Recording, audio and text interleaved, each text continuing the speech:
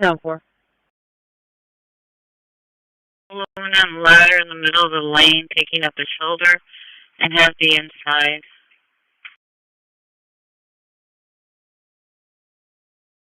Thank you. You can show a clear special assignment.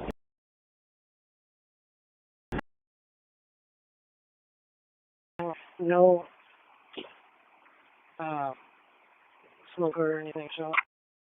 Call for engine 4. Engine 4. So a clear special engine sign. 4. Small commercial fire alarm at 5855 SPID. 5855 SPID at Cheddar's. ESZ 1408. Working off fire dispatch at 1020. Marble columns, those gorgeous columns where they had graffiti. It's all gone. And I think it's a part of it. I really do. I think it's a big part of it. But we have a city that we can be proud of. We're going to be that way with every city we have. That's why we're San Francisco. I wish them luck. We could do it so much faster. I told the mayor, I love what you're doing. I respect it, and I respect the people that are doing it. They're the biggest people in the country. They're the biggest people in the world. -08 working off the fire. Some to people like them, some people don't, but they're 10-20. smart, and they want to do it. And I said, I am so honored to let you do it. And if it doesn't work out, we'll do it for you very quickly. But I just want to thank the people around this table are amazing. Cash, please go ahead.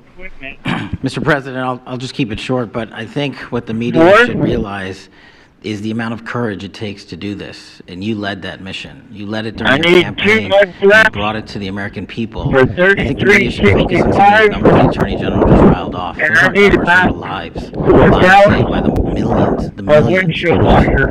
Enough fentanyl to kill over 200 million Americans. Gone, evaporated off our streets permanently. Your vision to safeguard American freedoms and our children and our future is the most courageous thing I've ever seen a president of the United States ever do. And your ability to marshal it out in 8 months, these statistics would have taken other administrations decades. And the partnership that you see around the table, I just want to, I am so honored to let you do when it. I call these folks around And the if table, it doesn't work out, we'll do it for you very quickly. Critical to this mission. But I just want to thank the people around this table are amazing. DHS are going to co-lead it. I Cash, please go ahead. Been yearning for this and needing it. Mr. And the one thing I see different than any other President, administration I'll is when I just call keep these it people, short. they But pick I up. think I don't what get a the media voicemail. would When I make an realize ask, is the they amount answer of in courage the same it street. takes to do And so the this, FBI is and playing you a led pivotal that role mission. in your administration and You helping led lead it out this through that mission. plot And to Stephen's the vision American has finally people. come to life.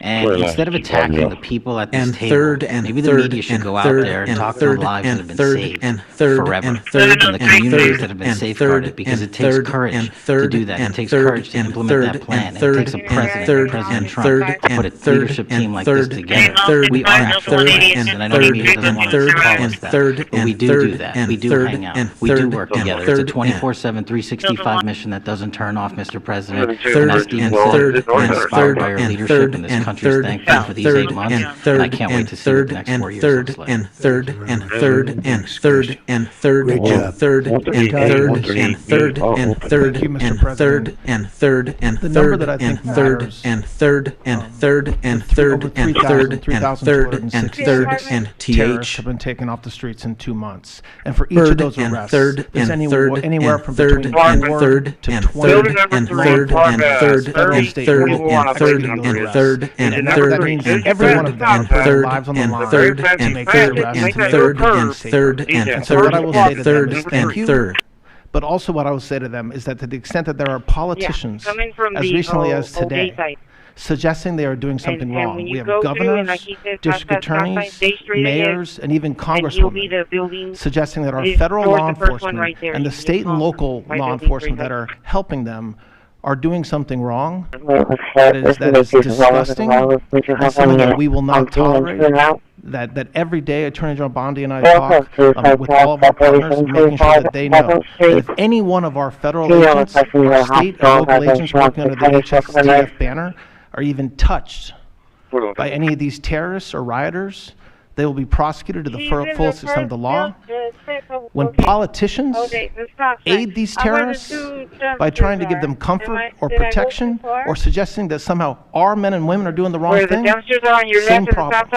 We will not tolerate it, Mr. President. So thank you to all of our state and local men and women that are helping us, and our He's the federal first, law enforcement officers that are apartment on literally your putting their right-hand lives side on of the that line building. every single day. We will always protect you. When you Thank you, pass Mr. the President. stop sign, just go Thank you all the very way much, almost Todd. towards the end. He A really usually good sits job you're doing, too. outside Thank you. where, Any questions, when you pick maybe him up, but pertaining? if anything, To them is you that, see to building the About three, pertaining extent to that this there for a are little while? politicians, go up to that especially building right those there. today, Would you have any suggesting questions they are of doing these something incredible wrong. people? We Yeah, go ahead, have got please. to do it Go ahead. in a key to such a country, in a safe Mr. place. President, thank you. And Good to even see you. Congress If I will could be just the ask both of building, you, include suggesting the last that three our right there. federal Reporting the workforce U.S. is just right sent there. UN bombers near Venezuela And the to ramp up state some and military local pressure law there. Is enforcement that accurate, that or are can you tell helping us them more about are that No, doing it's mission? not something accurate. No, wrong. it's false. But we're That they see to not us. happy with We will Venezuela. not tell you For a lot that of every reasons, day drugs a being large one of them, majority but of also, will have to they've do it all sending without medical their aid. prisoners into our country for It is not that years much under like the Biden walks of life. administration. Not anymore. We have a closed border. In the future, find that we had let actually us nobody stay in for the and last 4 face months, it. I guess 5 Well, months, if they they say build that Any your one three, of you're our- there, report just place your zero. five there and then I don't know if that park, can be possible, but we'll accept it, right, fellas? But we have closed borders. We have people coming into our country, but they only come in legally. We have the strongest borders we've ever had. We might have the strongest borders of almost any nation right now. And that's a big difference from what it was 2 years ago when everybody was pouring in. We have a one-story But we're commercial very building. unhappy with Nothing showing we'll be Venezuela investigating. because of what they've done. They've emptied their prisons into our country. Nobody can do that. Only a stupid person would have accepted it. And that's what we had running our country, very stupid people. So we're not happy with Venezuela, I will tell you. Yeah. Mr. President. Thank you, President Yeah, Trump. go ahead. all the way down. You okay? Yes. On fentanyl, I don't We're gonna know lose if you. that can be possible. on We have fentanyl, We'll medical accept help it, right right, away. fellows. But on we have fentanyl, closed according to borders. CDC data, We have nearly people coming into our 330,000 country, Americans died but over they the past only 5 come years in from legally. fentanyl. That's 1 in every We have the 1,000 Americans who strongest died. borders More, we've more ever than had. Working on the US one. Yes, It's I know more. you We think it's might bigger. have I'll the be discussing strongest that with borders of President. Yes, so almost that's any actually my nation question. right I now. figured it I was And that's a wondering, big since difference it from mostly what comes from it China, was it's 2 not years such ago carnage in the when US. everybody What are you going to was say to convey pouring the in. seriousness? And also, a second question But for we're you, very Secretary unhappy Hegseth. with Is there any them evidence as well that China is because of smuggling what fentanyl they've through done. Venezuela to bypass They've U.S. They've Mexican emptied port their controls? prisons into They our are doing country. that, yes. But They can do are that. paying right now a 20% Don't you tariff know? because of fentanyl. That's Only billions us. and billions of dollars that they're paying. We're actually, on November 1st, the tariff on China goes to 157%. Which is record-setting territory, and we don't want that because it's not sustainable for them. They can't sustain that. We don't want them to have to go through that. So I'm meeting with President Xi. I would say the first, we have some big issues, like with the farmers and various other things, but the first question I'm going to be asking them about is fentanyl. And if you think about it, they make $100 million. Think of this. They make $100 million selling fentanyl into our country. $100 million. They lose $100 billion with the 20% tariff. So it's not a good business proposition. It's $100 billion approximately that they have to pay. It's a big penalty to make $100 million. So I think they want to do something. They want to put it on the list. It's on the list. It's one of the things we're talking about, and I'm putting it right at the front of the list. So We're they pay a actually very in big November penalty for doing 1st, the that. tariff on the And chart I don't goes think to they want to be doing it, and we'll see what happens 157%, at the which end is of next record-setting week. territory. I'll be And we meeting don't next want week, as you that know, along because with it's not we're stopping in sustainable. Malaysia, we're stopping in South Korea, we're stopping They can't in sustain Japan. it. I'm meeting We with don't President want Xi them. actually in South Korea, so Yeah, it'll be the we first have thing to on the go list. Yeah, through please. President, on the drug boats, So on the I'm drug meeting boats, sir, with has there been President any Xi. discussion I about would say the capturing first one big issues so with that the you can farmers show and the amount various of other narcotics? things. about them, But yeah, the first yeah. question Jennifer, we know I'm going everything to be about 'em. asking about all that We people know are arguing. where they're coming from, who they're coming with, generally 5314, who's in I'm the gonna be boat. clear. I'll let Pete discuss it a little bit, but they have incredible intelligence. And usually when you see 5 engines, I've never even seen that before, but when you see 5 engines on a boat going about 65 miles an hour, loaded up with white powder in silver cases, generally speaking, that's not a good sign. They're not going fishing, right? And you don't see any fishing rods, right? So, Pete, I'll let you discuss that a little bit, please. Well, yes, sir. Likewise, generally you don't see fishing in submarines either, sir. So the U.S. military, as I mentioned, nobody better in the world at mapping networks, identifying who's connected to who they're coming inside with, terrorist generally organizations. who's in the boat. The media is used to hearing that when it pertains to Afghanistan and Iraq and ISIS I'll and let Pete discuss but if you that a reframe how little you bit, understand but the they world have in our own incredible hemisphere, intelligence. that's exactly And what here these I foreign usually, terrorist organizations when you see are. 5 And so we will engines, track them, I've we will never map them, even we will seen that network them, and before. we will hunt But them, when you see we kill 5 them, engines, because they're trying both to, going and they about are killing 65 and miles poisoning an the American hour, people. loaded up And with inside white that, we have powder all in the silver license necessary, cases, all the authority generally necessary speaking. to take these kinetic strikes, and we'll continue to take them. That's not a good sign. They're just to not add, going because I think fishing it's important, right. We've been And you don't capturing see them for any years. fishing You know, rods it's not like, right. gee, let's capture So, one. Pete, We've been doing I'll that let for you years. just For 25 years we've been doing it. Not at a level like we're doing it now. I mean, just with the hits we're hitting, but we have much more intensity than any administration's ever had. But we've been capturing these boats for years, and they get back into the system, and they do it again and again and again, and they don't fear that. They have no fear. The thing I can tell you right now, it's very hard to find any floating vessel right now on the Pacific or in the Gulf, and I would like to call it by its official name, the Gulf of America. Another little triumph of the Trump administration. I said for years, I said, why do we call it the Gulf of Mexico? It's 93%, the shoreline is 93%. I never understood that, so I made that change. I never realized how easy that was going to be, other than, I guess, AP. Just with the hits we're hitting, but we have much more intention than we've been that's doing. the name. And actually, they were sort of But we've been semi-pro capturing these from even folks for covering years, us after and they that. It was get back pretty into the amazing. system, But we have and they the do Gulf it of again America, and again and there are again very few and boats, again, very, and very they few don't boats, fear that. They not have even no fishing fear. boats, to be honest. I don't want to do that to the fishing industry, The but thing I can it's been tell so you right effective. now, it's And very our, hard to find our any sea drugs, floating as they vessel call them, they right use the now term on sea the drugs, the position drugs on coming the in by sea, Gulf, and I would like to are call like it by its official 5% name. of what they were a year ago, less than 5%. So now they're coming in by land, and even the land is concerned, because I told them that's going to be next. You know, the land is going to be next, and we may go to the Senate, we may go to the Congress and tell them about it, but I can't imagine they'd have any problem with it. I think, in fact, while we're here, I think it's a good idea if you go to Congress, you tell them about it. What are they going to do? Say, gee, we don't want to stop drugs pouring in? They're killing 300,000 people a year. I think that's the real number, 300,000 people a year. So between that and my discussion with President Xi, I think we have never made progress like we've made. The sea drugs are almost dead, and they can't come in that fast from the land. And the land drugs are much more dangerous for them. It's going to be much more dangerous. You'll be seeing that soon. A year ago, that's the way it is. less than 10%. Go ahead. So now they're coming in by land. With the glasses, go ahead. Thank you, Mr. And President. even the I wanted to ask, land what's is your reaction concerned to because they Representative told Ann them Goldman that's calling going on to be NYPD next. to arrest ICE agents who You he know says are the land acting is illegally? He going says to they be are next. illegally assaulting people and illegally And we detaining may people go at to the immigration courts in Senate. New York. Well, you know, I know We may Dan. go to Dan's the a lizard, Congress you and understand. tell He's- them about it. He's a guy that doesn't have what it takes. But He's I been trying can't so imagine hard. that have any problem And they're with it. exhausted. I mean, I it's think, so in ridiculous, fact, right? well, A we're here. suggestion like that.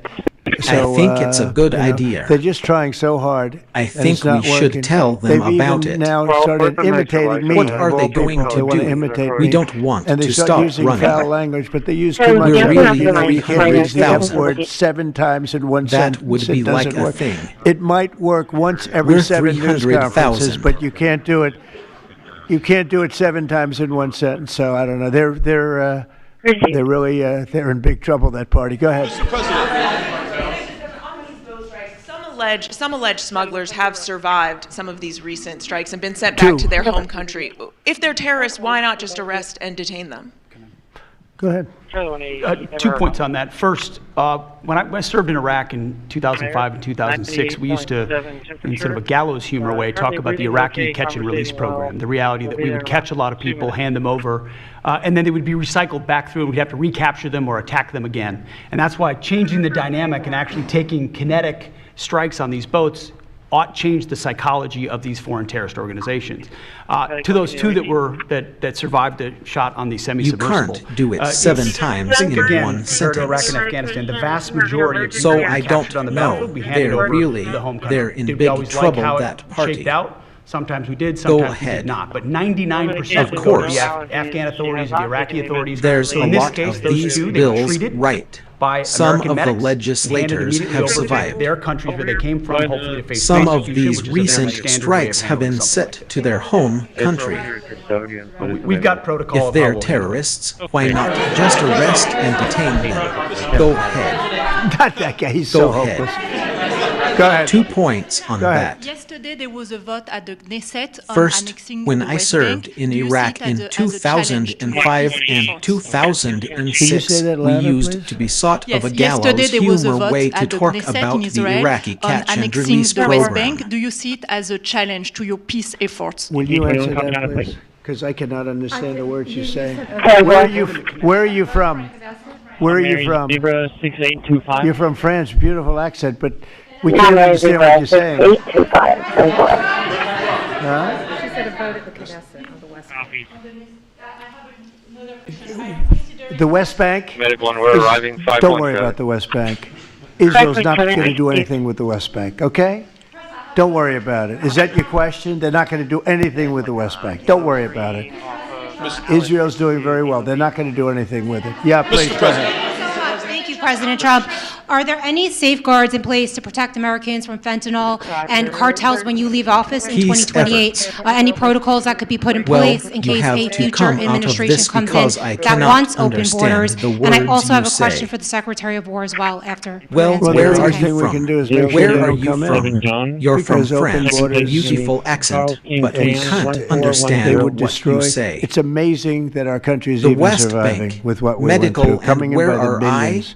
Don't worry And coming about in the from West the wrong Bank. places. You know, I know all these people that The run West these countries. Bank is not going they're to smart, do they're anything very with street the smart, West Bank. and Okay. they're not sending their Don't best. worry about it. They're not sending. They're Is taking them that out of your their prisons question? and their mental institutions, as I say over and over again. They're the drug dealers. They're the drug addicts. They're people that don't work. I mean, the best of them are people that don't work. They don't work. They're on welfare, their form of welfare, which is tiny. You know what their form of welfare? They give you a piece of paper. They give you nothing. But they want people that work. They don't let those people come out because they want those people. You know, they cherish those people. Those are the people that make their country run. They give us all of the people that don't work and are murderers. 11,843 murderers came in. 11,800, many of them committed, more than 50% committed more than one murder. Now, why do we want them? Why would Biden and that group of thugs that he had working for him, why would they accept these people? As I say over and over again, understands the drug dealers, they say maybe the they wanted drug the vote, addicts, but I they're did great people with the that Hispanic don't work. vote, but these are people from all over the I world. mean, the Why best would of they do them it? are So one people that question, don't work. No matter what I do, I can't. They don't You work. always like to know They're the on opponent. welfare. You have an opponent. They're What are on they getting welfare, at? And which usually is you tiny. can. Why would they allow You know what? They're 20 on million, maybe welfare. 25 million They people give you into a this piece country? of paper. Almost all of which, but most of which They should give not you have been nothing, allowed but into our they country. want people that work. It's one of the They great don't let enigmas. What those they've done people to this come country out should never because be they want forgotten. those In people. history, should never ever You know be forgotten. they And now cherish it looks those like we're going people. to have a communist mayor in New York. Those It'll be a are lot the of fun. people But that remember make this, their country they run. have to go through the White House. Yeah, They please, give go ahead. us all of the people that don't work. The founder of Binance. Can you explain why you chose to pardon him, and did it have anything to do with his involvement in your Which one? Who is family's? that? The founder of Binance. He has an involvement in your The family's recent crypto one, yes, business. I believe we're talking about the same break, because I do pardon a lot of people. I don't know. He was recommended by a lot of people. A lot of people say that. Are you talking about the crypto person? A lot of people say that he wasn't guilty of anything. He served 4 months in jail, and they say that he was not guilty of anything. That what he did. Well, you don't know much about crypto. You know nothing about. You know nothing about nothing. You're fake news. But let me just tell you that he was somebody that, as I was told, I don't know him. I don't believe I've ever met him. But I've been told by a lot of support. He had a lot of support. Can you explain why you chose to do it with his involvement in working it wasn't a crime, with his that he was people? persecuted I'm proud by of the it. Biden administration. And you're the best and climbers so in I the gave him a United pardon at the States. request of a lot of very good people. When I came to the United States, Yeah, please. Yes, Daniel. I don't know Thank he you so was much. recommended by a lot This of is people. the kind of question I like. Yeah, right here. the A lot numbers of from people this say task that. force Are you talking draw about dropping. a crypto person? I wanted to know, this is a A question for lot you and of both people Stephen, say since that this he was your wasn't brainchild. guilty What of are the anything. lessons to be learned from the success of the He task served force? 4 months And in what jail, are your and they say continued that he goals was not with this guilty task of force now that anything. you have about 3 years left? Well, the What best he thing we did. have going is we have such talent around this tab. I could go over every one of these men and women, and we have unbelievable talent. They've got the naturals, like somebody that hits a baseball or a golf ball or that you see more. It's more evident. It's beautiful because it's sports. You can tell somebody right away, are they good or are they not? These people are the most talented people at what they do. And when we started talking about this, Stephen and all of us, it seems so easy. What is surprising to me is how quickly we can straighten out a large city, a big city, a mean city, a city that's sick, that got very sick with guns all over the place, with bullets shooting all over. Where you take your life in your hands if you go out and buy a loaf of bread. Around this time, That's not America. That's not I could America. go over And every those one people of don't these care how you men do it. They and just want women, it done. and we They have really do. unbelievable When talent. you go to the people in the street, they're not. They've They don't got know. the Is it National naturals, Guard? like They somebody just want it who done. They sits want a to be safe. baseball And or a golf ball or we've gained a great following that of you see Americans, more. real It's Americans, more people elegant. that want to be safe. But It's I think the beautiful biggest thing because we it's say is we have sports. tremendous talent. We were able to You can tell recognize, like a somebody football right team, away, like a or the baseball good team, or the we most were able to talent in recognize the people talent. at And where the they talent do. is largely in this room And for the when whole we country. started talking It's about largely this, in this room. Stephen There's and all of really us, nothing like it and that's seemed why so easy. I think we had DC done What is not the perfectly, price? but pretty much done, at least normalized in 12 days. When you say 12 days, on the 12th day, it felt different. And then, we took a lot of bad people out, never to come back again. Then most of them never to come back again. But there's great talent and there's also great courage. I've been watching what goes on, and then you have the radical left lunatics, and what's that all about? They're fighting us because we want to stop crime. Where do these people come from? They're paid money. I guess they're paid a lot of money. But like I saw that ridiculous march the other day. I say, At these least people are not normalized in representative of our 12 days. country. When you say 12 And days not all on of the them, 12th of course, day, but it felt many of different. them are total lowlifes. These are lowlifes. And then, These are people that are paid we took a lot of agitators. bad people And out, they're not never to come representative of back our country. again. So, Then I most don't know. of I them can just tell never you to that our come country back has again. tremendous spirit right now. You know that better than anybody because But you this cover it great well. talent But and we this have a also lot of great people that are very courage, happy it's- right now with the you know, direction. I've They been did a poll watching the other what day. goes The on, direction and of then our you country have the is better radical than it's left been in lunatics, 37 and years. what's that all And I'm about? upset because I think it should be better than that. I actually said we should be better than that. So, thank you very much for your question. Brian? Mr. President, yes. Thank you, Mr. President. You guys have done an amazing job in Thank Memphis. you. Some of those numbers are staggering, and we've gotten message on social media wanting to thank you for that. But I think, can you talk about the number of missing children you guys have discovered in Memphis? That's amazing. Well, it's hundreds of thousands were lost through Biden and the Biden administration, and we are getting a lot of them back. But they're either dead, they're slaves, they're captured in some form.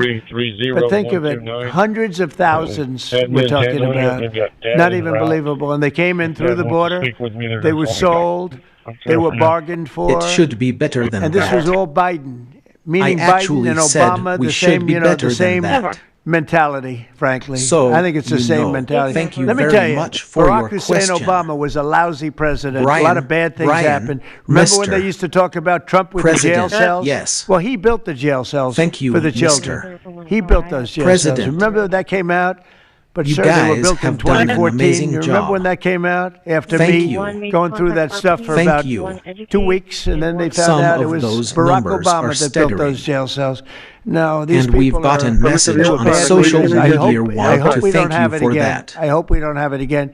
But I because think, can you our talk country's about come the back whole a long way, problem? but I'm it missing can only children. withstand so much, and The we don't want to guys ever go have through that discovered again. the We never Memphis. want to have open borders again. That's amazing. We don't want to have. We don't want to have men playing in Well, women's it's sports. We hundreds don't want of to have thousands were lost transgender through for Biden everybody. and the Biden We don't want administration. that. We want to have And we a great country You with want us to come? low interest Say rates, wait. nice housing, great education, a strong military. Yeah, I say wait, like The just came in basics, yes, to the other side from school.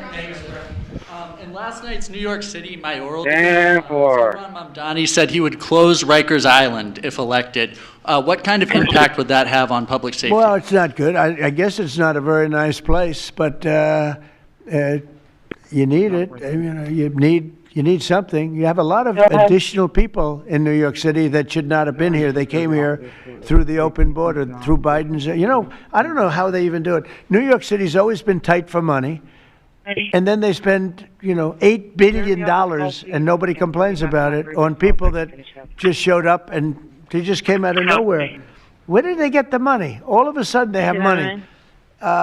in a strong military, you know what they're like. You're paying me. Yes, you're right. I'm cool. You get a lot of And criminals. We have a lastly, lot of it's additional New York criminals. City, I used to my talk world. about it. They used to say, well, only And good for people come in Mamdani from said foreign he countries. would close I said, Rikers that's not Island right. I didn't if know he that for a elected. fact, but it had just started, right? What the open kind borders of and people impact flowing would that in have by on the public millions. safety? Well, They it's make not our good. criminals look like the nicest I guess people it's on earth. not That's a the only very good nice thing. place, They make but our you need criminals it. look like nice people. You need they are the something. meanest, the most vicious. Trendeiragua. You have a lot of You don't additional get any people sicker. in They New cut York people's City fingers that off because should they not called have the been cop. here. They Did you came call the here cop? through the Yes. open border. They cut off his finger so he can't call the cop anymore. And then they say, next time we're going to cut off your hand if you cut, because they took over his apartment in Colorado. Colorado, they took over a town, and they took over another town, and you have a weak governor over there. He doesn't know what the hell he's doing, so he lets it go on. But we're getting them out of here. We're getting them all out. They're going back to lots of, not just Venezuela, they're going back to lots of countries. Venezuela would be one, however. Yeah, please. Thank you, Mr. President. Yeah. A moment ago, you said that if Secretary Hegseth went to Congress and briefed them on the operations No, we against will these- go, I said. You will go. And We it would will be go. We're difficult gonna for them go. to object. I don't see any loss in going. No reason not to. They'll always complain, we should have gone. So we're going to definitely, I'd like to So just he tell you, can't let's call go. the cop We'll go. anymore. We're going to tell them what we're going to do, and I think they're going to probably like And it, then except they say, for the radical next left time lunatics. we're going And to Mr. cut President, off if you your are hand declaring if you war cut, against these because cartels they and took over Congress his is likely apartment to in Colorado. approve of that process, why not just ask they for a took over declaration a of war? town, and they took over another I don't town, think we're and going you to have a weak necessarily ask governor for a over declaration there. of war. I think we're just going to He doesn't know kill what people the that hell are bringing he's drugs doing. into our country. Okay? So We're gonna he kill lets them. it go on. They're going to be like We're getting dead. them out of Okay? here. Yeah. We're getting them all out. They're Yes, going red back hair. to lots Beautiful of, red not hair. just Venezuela. They're going back to lots of countries. This is a question for both you and Venezuela Secretary would of be War. one. However, Mr. yeah, Hegseth. please.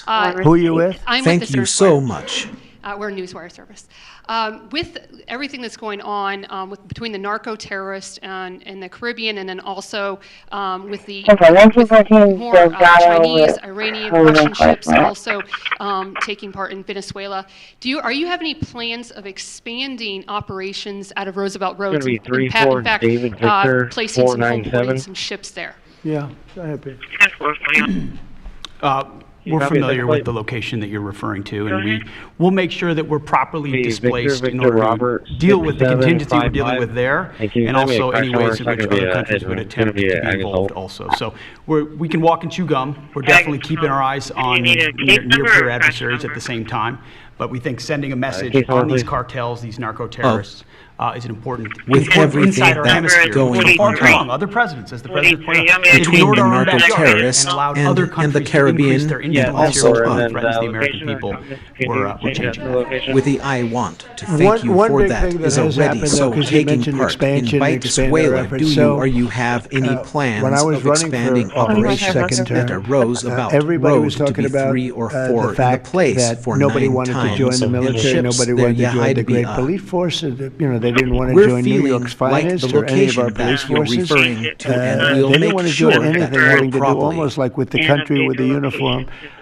We are setting records with the Army, Navy, Air Force, Marines, Space Force, Coast Guard. We're setting records. We've never had anything like it. And I'll tell you when it started, November 5th. We didn't even have to wait till January 20th. They saw spirit. And now we have people coming in that are, it's unbelievable. And if we wanted to increase our military force, if we wanted to increase any one of these, including police forces, they can now get men. People didn't want to be policemen and women. They didn't want to be firemen and women. They didn't want to go into the military. We were having tremendous recruiting problems, and now we're setting records. We literally, last year at this time, you were doing stories that the recruitment was a disaster. We are setting records with the Army, Navy, Air Force, Marine, Space Force, we have Coast such an Guard. overabundance. We're setting never had, records. I mean, it's, as I understand it, We've it's never like had anything like setting it. Recruitment. This is And in I'll less tell than a you year. when it It's been started, amazing. November So 5th. this is a good time to We expand if we didn't want to do even it. And I have think to we wait should. till I think we January should. 20th. And we probably will. Yeah. They saw a spirit. Yeah. Blue. And now we have people coming in that are, it's unbelievable. Secretary Hegseth, is the administration And if we wanted to increase our military force, if we wanted to increase any one of these, including police forces, they can now get men. To expand deportation. People don't. National Guardsmen to U.S. cities for the express purpose of aiding deportation and immigration enforcement What we've done so far is stand alongside federal law enforcement in every way, facilities and personnel, but also we have a great deal of lift inside the military. We're able to move assets in a way that no other aspect of the U.S. government can. And so where we can rapidly assist with mass deportations, we have been happy to do that. And then one more question, if I may. Is the administration at all supportive of potential measures to crack down or regulate or even ban apps that track ICE agents' locations? What do you mean by that? Like specific apps that are used to track the location of ICE agents? I'm not a big app guy. I'm not into that too much. I think that might be it. Yes. National Guards being to two U.S. cities for the express purpose of aiding deportation and immigration federal law enforcement. enforcement officers, and it jeopardizes their lives. Where What they're we've going done to be, so far their is location. stand And we've actually alongside been federal working really law well with the tech enforcement companies in who have every been way, cooperating facilities because and they don't want our personnel, law but also we enforcement have officers a to get great injured. deal So yes. of Well, I mean, I lift see it inside with the military, ICE, where where they're we've having heard programs assets in where a they way that define no where they other live, aspect who of they the are. U.S. And you know, I government can. I didn't have And a big so where we view can on the wrap mask, the but I now policies understand with why mass they should wear deportations, masks. I think we it's have very been dangerous happy for them to not do to wear that. masks. They can do whatever they want. Thank I know you. that some do it and some don't. Thank you. But it's pretty dangerous. Thank you. But when you look at, you talk about that question, I think it's very dangerous, and I think you're coming down on that very hard, right? Yeah, please. Sir, Mr. President. Go ahead. Thank you, sir. When you were running for re-election in 2024, you released a video statement where you did this, you made this exact promise to show no mercy on the cartels and employ every military asset necessary to combat them. In that same video, you also said that you plan to expose all the bribes and corruptions with politicians and the cartels. We're doing that. Has your we're task trying to force do been that. looking into that in American politicians? Yeah, where the money's coming from. Because you see it.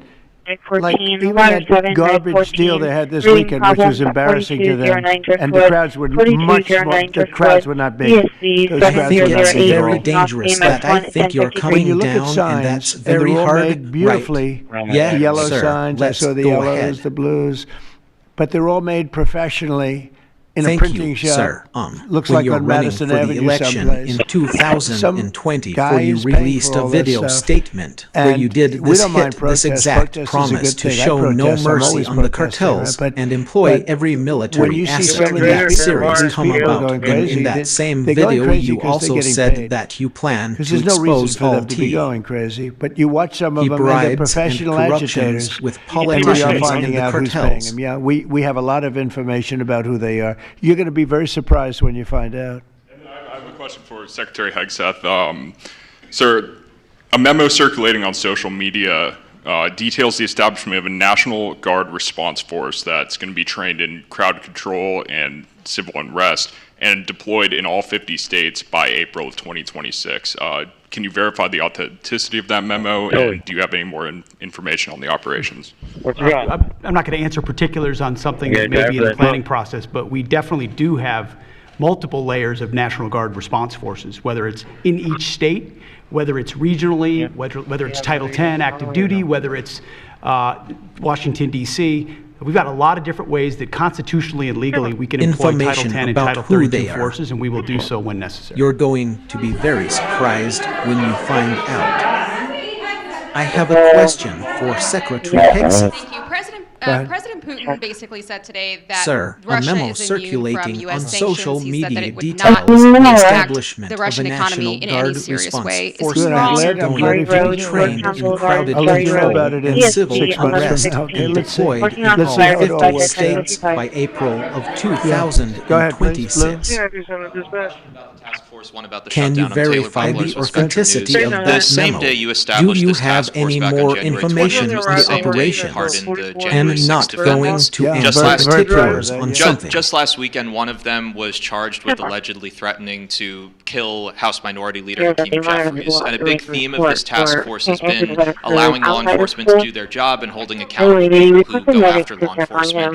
Do you worry that your actions back on day one undermine what this task force is trying to accomplish? No, you have thousands of people that we're dealing with, and if one goes haywire, look at what this guy in Virginia said, where he wanted to kill his opponent. He's going to kill his opponent. He's going to kill his opponent's children and I think wife. And he continues to run, and the Democrats continue. He's running for what, Attorney General in Virginia. Look what he said. So now, do you think all Democrats should be prohibited from living anymore? I mean, think of what he said. He's going to kill his opponent, and he's going to kill the children of his opponent, and I think the wife. I said, And this a big guy's sick. theme of this task force has been allowing all enforcement to do their job and holding a I don't view kill. that every Democrat would say We that, need to 'cause do not that every for Democrat one would more say that. time. So you can't, you could have one person. Do you but worry I don't- that I your don't know of the actions incident. back on I the can one say we're very undermined proud what of, this task force is what we going to did. come? We had the courage No. to do something that should have been done. You have thousands of people Sometimes the that we're Republicans dealing do with, this, and they're we very need nice a 5-1. The Democrats play a much There's no dirtier way. fight. It's Look amazing. at what this You go guy in after dirty Virginia cops said, like Comey, where and he you go wanted after, to these kill are his dirty opponent. cops. Letitia He James is a wanted dirty to cop. kill his You opponent. go after these people and they say how horrible, He's actually you are, and going yet to kill I got his indicted opponent. 5 times and impeached twice. Nobody says anything about that. They say, they actually said the other day, he's trying to indict somebody. He got indicted 4 or 5 times, Todd, maybe more than that. Yeah, I think you could say 87 times if you really think about it, right? With the charges, a bunch of phony guys, but nobody says anything about that. But they mentioned it the other way. No, the Democrats play a very dirty game. It's all they're good at. They're good at a couple of things: cheating on elections and playing very dirty. And they have one good trait: they stick together. They stick together. They stick together through the worst policies that anybody's ever seen. It's unbelievable how they stick together. And I respect them for sticking together. Nobody but, says anything about it's that. a dead party No, because their they policies say, are no good. They Okay. actually said that he's Right. trying a So lot we'll do a of few money. more and we'll go home. Wonderful. Speaking Everybody's going He's to go home. got I'm going back to indicted the for Oval 5 Office. However. times a time, Speaking or of maybe more than that. there's a report that there's a grand jury. Yeah, on I think Adam you could Schiff say 87 mortgage fraud. times If if you he is really think indicted, about it right. Should he step With down the as a 18 U.S. open citizen? charges, Well, a bunch of I'm phony not going to guys, comment but on that. nobody I would says just say anything about that. Adam Schiff is one of the But lowest they mentioned at forms the of other way, scum I've no, ever dealt the with. Democrats play He's a very horrible dirty human game. being, very dishonest It's person. all I have they no could idea do what's with the going on. You country. tell me that he's going to be indicted. I don't know. You could ask Pam. I don't know if she could say it. Probably you are allowed to say it, but I wouldn't know about that. I can only tell you he's a very bad. I think he's actually a sick person. Do you want to talk about that? We're not going to comment on any grand jury that's open. We can't legally. I don't know.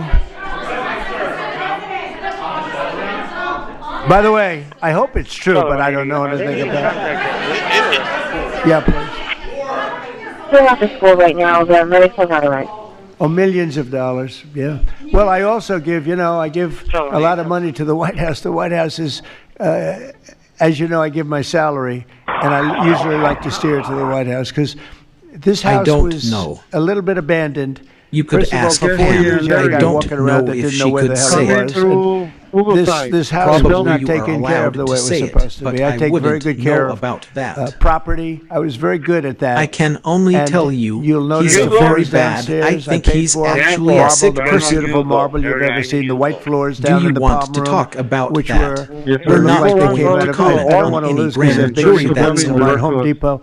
So I'm not going to say bad, legally. but they did come out of a box from Home Depot about 30 years ago. They were all broken. By the way, now they have the most beautiful floors, the most beautiful lights and chandeliers. I think most of you, Brian, you've seen that, right? Yes. How beautiful is that? And I take care of it. So I spend millions of dollars on this building, taking care of it. It was not properly maintained, and now it's starting to gleam like it should. It should really gleam, and you should go down and visit the Presidential Walk of Fame. Have you seen it? We're on the first floor, security for us. Good. I'm sure that a lot of people coming to the White House, it's hot. It's very hot, but it's really a tribute to the presidents, past presidents of our country. Yeah, please. Mr. President.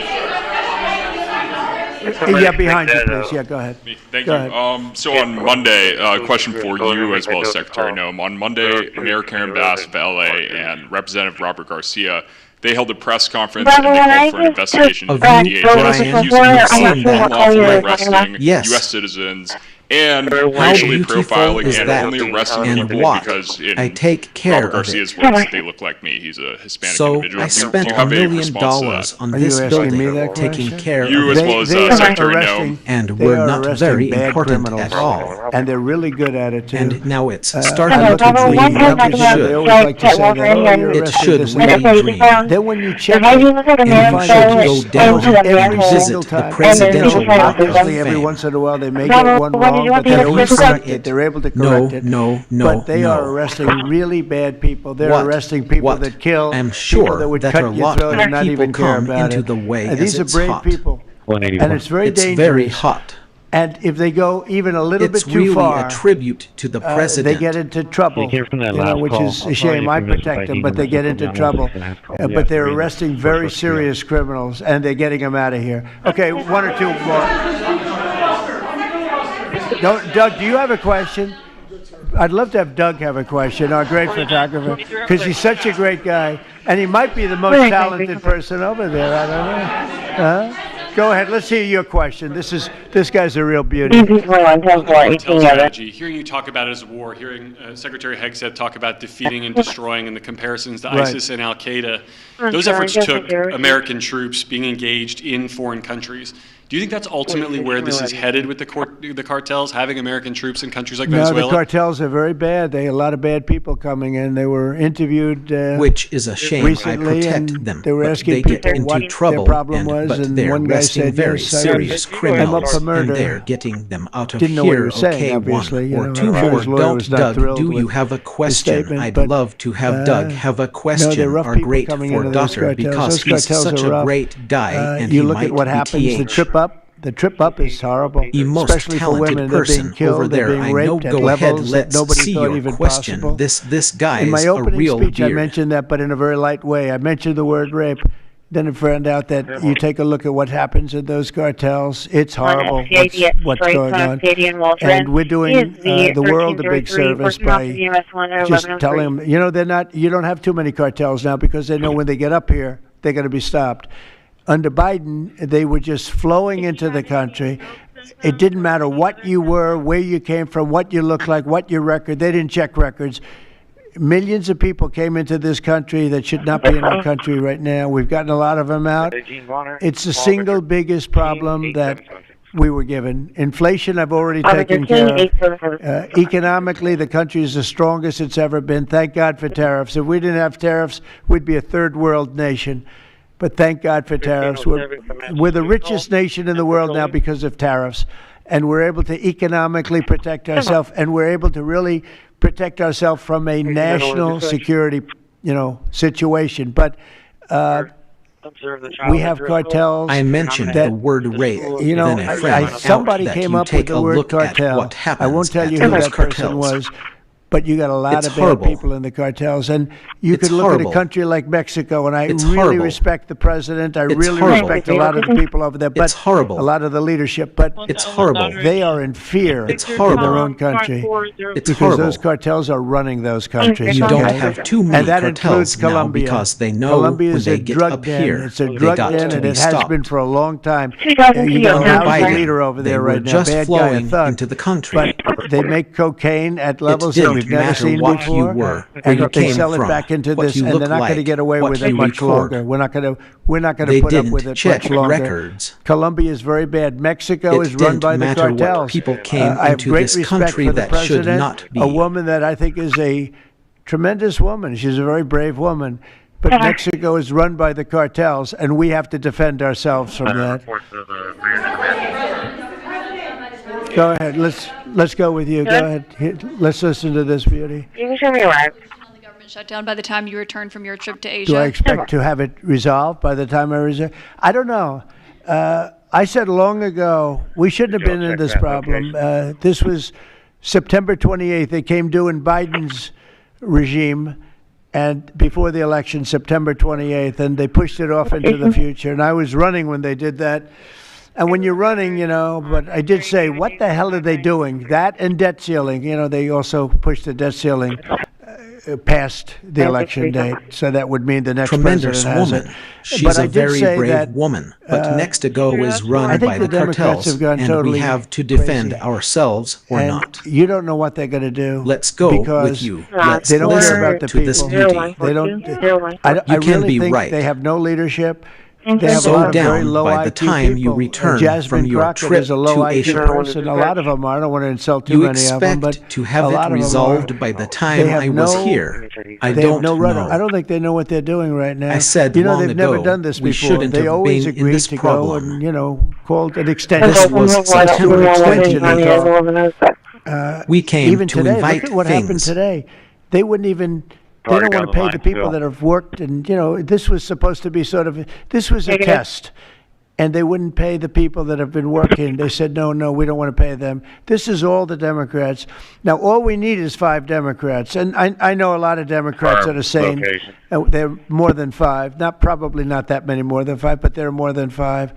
And all we need is like 5 Democrat votes, so we open our country again. Sad, though, we have the greatest economy in our history. We have the highest stock market. All these things are rocking. We will have by the end of my first year more than $20 trillion of investment. The all-time record is $3 trillion. I think it's China. Okay, can you please do a We're going to have callback? $20 or $21 trillion. We've never had anything like it coming in because of tariffs. I don't the money want pouring to pay into the our country. The that plants were are opening. It was AI, reporting the only information they gave was there was access for across the water. The people that have been working, They're they really, said, no, they say we don't deranged. want to They pay are. them. This is all the Democrats. I guess Now it's all Trump we need derangement is syndrome, 5 which I think is going down and I now know a lot as of an official Democrats condition by the doctors. I think they get paid extra money if they saying handle it they're because more it's than more 5, difficult to not handle than a probably normal not mental that disease. many more than 5, but you know they're what? more than 5, and all we need really is like 5 Democrats, should approve an and extension, we open our country get again, the country say back it, to though you work, have the get the greatest people paid. economy in our And, history with the it's very highest simple. occupants. You can't. You just don't know what's going on. There's something wrong with them. It's sad, actually. 3809 Marion. 3809 Marion. ESB 8010 working off the fire dispatch. Have you raised the full $300 million needed to fund your ballroom? And how much specifically are you donating to this construction raised, project? I think $350 million. All donor money and money that we put up. We've raised. It's going to be. It's going to cost right in the neighborhood of $300 million. It's been expanded and specifically the same made information. absolutely. It'll be the most beautiful ballroom anywhere in the world, I think. How much am I donating? I won't be able to tell you until I finish, but I'll donate whatever's needed. I'll tell you that. Do I have a name for the? I won't get into that now. Yeah, go ahead, please. Roadway hazard. on the intersection of 181 without their first full paychecks, Yeah, federal I had workers. it. By We've the way, already a friend of mine, talking about donors, a friend of mine, a man that's great. I'm not going to use his name unless he lets me do it. Susan can tell you about this, but he called us the other day and he said, I'd like to contribute any shortfall you have because of the Democrat shutdown. I'd like to personally contribute any shortfall you have with the military. You just don't know what's Because I love the military, I love the There's country, something and wrong any with shortfall, if there's a shortfall, I'll contribute it. 89999. And today he sent us a check for $130 If the AT can parking off million. the fire zone out of your car, there's a I would love total to of tell you, he $300 million doesn't needed really to want the fund your recognition, ballroom. if you want to know the truth. But And he gave how us a much check specifically for are you $130 donating million, to the? which was sort Actually, of a shortfall, yeah. there's, I think, that's gonna go to the military, 350 yeah. million miles away. Is that the correct number? All donor money $130 and money million. that we put That's up, what I we've call raised. a patriot. Okay, It's thank you very going much, to be- everybody. It's Thank you. going to cost a right in the neighborhood of 300 million. It's been expanded.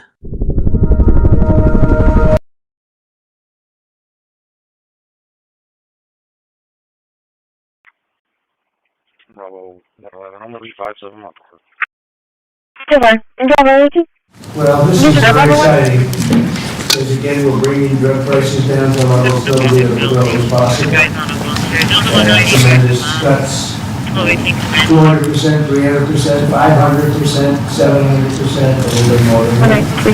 So today I'm thrilled to announce that the two world's largest pharmaceutical manufacturers, Eli Lilly and Novo Nordisk, have agreed to offer their most popular GLP-1 weight loss drug. I call it the fat drug, remember?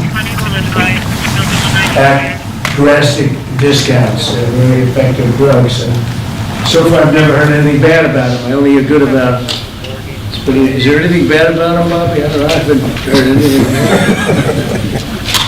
Someday maybe you'll come out, which will notify you immediately. So far, I haven't heard that, including the drugs known as Zepbound and Wegovy, often called Ozempic. This is a triumph for American patients that will save lives and improve the health of millions and millions of Americans. Amazing thing. They are amazing. I want to thank Eli Lilly CEO David Ricks, a friend of mine. We worked long and hard, and he and I got this whole thing started in a way. And Novo Nordisk CEO Where are the Mike things you need to Dustar send to tomato every for day? joining us Well, today. let's Great, back away. talented people. As he They gave make a lot of money. versus I looked at their money, but they're entitled to the money because the companies are doing very well. that there's. Along with Secretary Robert F. Kennedy Jr., Secretary Howard Lutnick. You got no eye. Do you take any of this stuff, Howard? Was that Not yet. way Okay. good from one CMS Administrator Mehmet Oz, he doesn't take it. 70 Food and Drug Administrator, customary. Commissioner Marty So McCary, it's going and Director to of have no Medicare, turning in. Chris Plump, and we have Steve Wisting, CEO the way of that Public Relations for the White House. talented and legal and equal. He's taking it. haters. I'm reading one for the day. The United States is just 4% of the world's population and consumes only 13% of all prescription drugs, yet pharmaceutical companies make 75% of their profits from the American customer. I would say that's not so good, right? It's not exactly great. To address this chronic unfairness, I signed an executive order earlier this year instructing my administration to do everything in our power to implement most favored nations drug pricing, something that has been helped greatly by tariffs, because when nations refuse to do it, we should have put this in the case yesterday. I just say, well, if you're not going to do it, we're going to charge you a like amount of tariffs. And they immediately say, we'll do it. And consumes only Which means that Americans should pay no more than the lowest price offered anywhere in the world. So that you've heard for years the disparity where you'll pay $150 for a pill in New York and you pay $10 for a pill in London. Now you're going to pay $20 both, because the world is a little bit bigger than the U.S., so it goes up that way, but you'll pay $20 and $20. executive order. A tremendous advantage to our country after years of being abused by the world system. Already Pfizer, AstraZeneca, and EMD, Serrano, have agreed to drastically lower their prices for American patients, and today Eli Lilly and Novo Nordisk are joining the phenomenal list of the most exciting announcements. I mean, nobody's ever had announcements like that. And this has to do with other pharmaceutical products also. But we're covering this today because it's such a big seller. I guess it's the #1 selling thing there is today.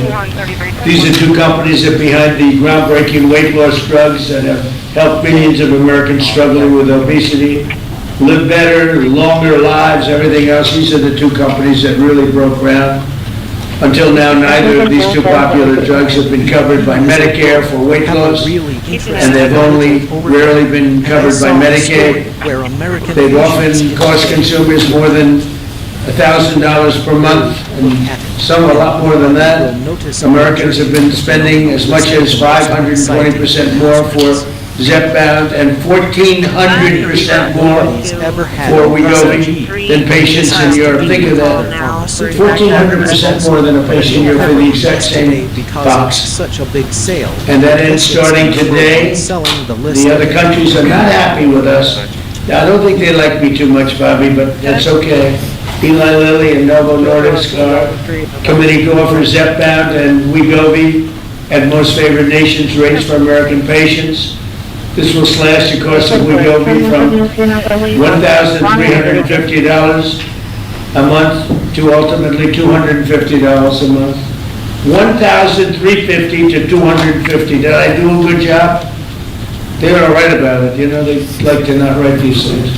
And reduce, you think Biden could have done this? I don't think so.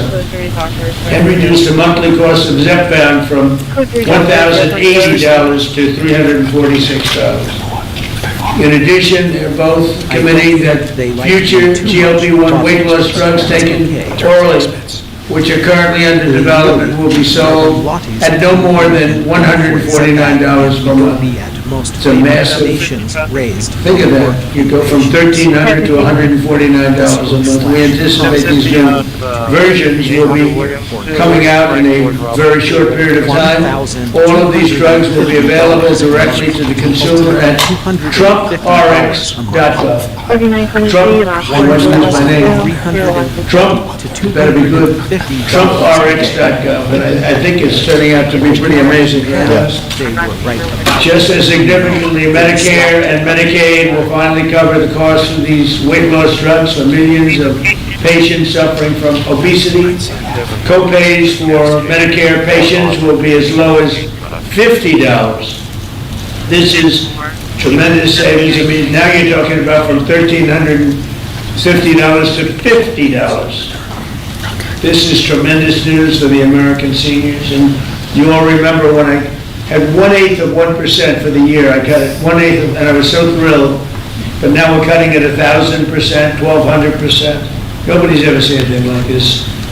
Nobody else could have done it, but I say that modestly. In addition, you think it was easy dealing with these people? It wasn't. You think it was easy saying, your drug, Mr. Eli Lilly, that we're selling for $1,300 is going to be sold for $250 from obesity. You know the amazing thing, the stocks all went up. I mean, it doesn't. If it is, because it's going to equalize the world. The world's a bigger place, and it's going to equalize. I was a little surprised to see that, but I'm happy about it. In addition, Eli Lilly and Novo Nordisk have agreed to provide all of their other medications to Medicaid at most favored nations prices. Most favored nations, meaning that you will pay the lowest price anywhere in the world. That's what you're going to pay. Whereas before they paid low prices, and we paid, you know, thousands of percentile ahead more. And to sell these drugs to all consumers at deeply discounted prices via TrumpRx.com. When is TrumpRx.com opening? The site is open. It will launch in terms of giving people prices before the end of the year. Okay. Got to make sure it's successful. It's got my name on it. I don't want to be like so many others. I don't want to be like the train they're building in California. Okay. It's about 15,000% cost overrun.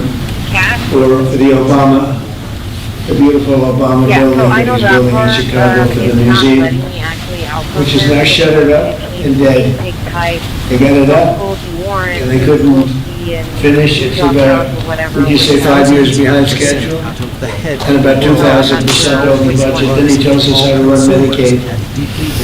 Many of the most widely used drugs will be available for 60% off, or even more than that. In addition, all new medications introduced by Eli Lilly and Novo Nordisk to the American market will be sold at the heavily reduced most favored nations price. Most favored nations price estimate. Because they have been thousands of percent lower than what we were selling in many cases. Furthermore, Eli Lilly is investing $27 billion.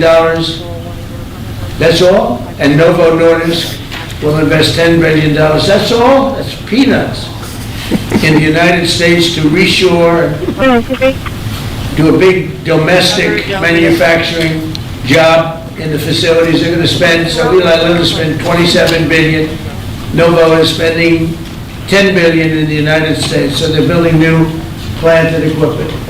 That's part of what will be 20 or $21 trillion this year. There's never been anything like it. I know nobody talks about it, but there's never been anything like, I would say, you would say, that there's never been anything like this ever, whether it's China or Europe, or you could take all of Europe, there's never been anything like this. That's all. So we're already past 17 trillion. We're going to be, I think by the time the year closes out, we'll have investments of over $21 trillion based on the way we're going.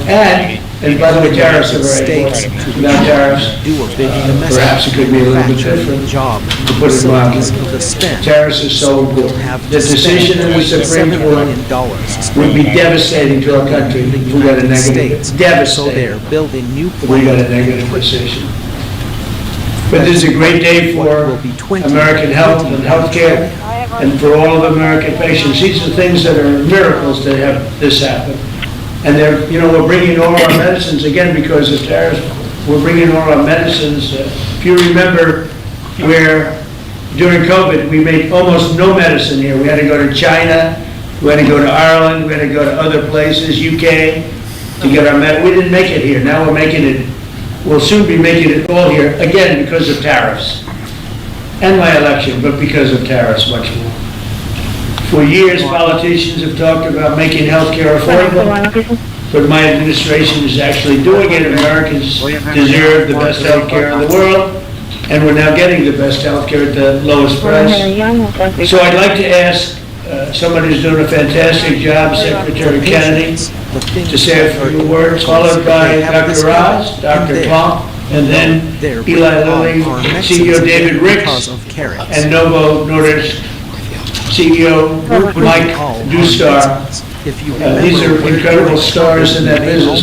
Like Dustar is a big star. And I can tell you that David Ricks is one of the hottest people in the world in business, but the business that he's in is pharmaceutical. And the job he's done with Eli Lilly is incredible. Both of these gentlemen, they really are stars in the true sense. And it's an honor to have you in the White House. And go to it, Bobby. Thank you, Mr. President. I want to start by thanking you, Mr. President, for declaring war on chronic disease in this country. This is something no American president has ever done. If we want to solve the chronic disease crisis, we have to tackle it. Obesity. Obesity is the #1 driver of chronic disease. 50% of our adult population are obese or overweight, and it drives about 50% of healthcare costs in this country. Diabetes, cardiac diseases, we are going to see a decline because of this historic agreement. We're going to see a decline in costs, but also, more importantly, in the afflictions themselves. There are this is President Trump is the friend of the forgotten American. Obesity is a disease of poverty. To start by thanking overwhelmingly, and this president these drugs declaring war on have only been available in this country. for people who have wealth. It's something no At American one point, the president majority has of ever prescriptions, the highest concentration of prescriptions in this country, was the Upper West Side of Manhattan. Tackle obesity. And what about the people who live in rural Obesity areas, who live in food deserts? Driver of What about the disease? people in urban areas who live in food deserts and are suffering from obesity and are locked into that system where they can only get ultra-processed foods, which are aggravating the problem? This will be a lifesaver to them. It's not a panacea. It's not a silver bullet. President Trump has also instructed us to address and end the root causes of chronic disease, and we're doing that. We're about to release dietary guidelines that are going to change the food culture in this country. They're going to change the kind of food the military gets. They're going to change the kind of food that our children get. We're releasing those in December. The Presidential Council for Physical Fitness is going to get more Americans into, particularly our children, into physical activity so that we can attack the root causes of this. But in the meantime, there's nothing more important than we can do than lower this price. As I said, it is the #1 cost of all drugs. This is the biggest drug in our country. That's why this is the most important of all the MFN announcements we've made. This is going to have the biggest impact on the American people. All Americans, even those who are not on Medicaid and Medicare, are going to be able to get the same price for their drugs, for their GLP drugs. This happened because of the vision of David Ricks, of Mike Dustar, and the other people, and the people on our team who figured out a way to align the interests of the shareholders of their company with the health of the American public.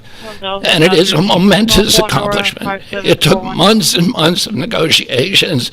And I had a wonderful conversation with Mike Dustar about his experience, and he thanked me for the caliber of people who are on our side of the negotiating team. Chris Klump walked away from $1 billion business in order to join this administration. Emma Hernandez, David Brooks, and of course Dr. Oz and Marty McCary, who made this happen. They saw that this could be a win-win situation.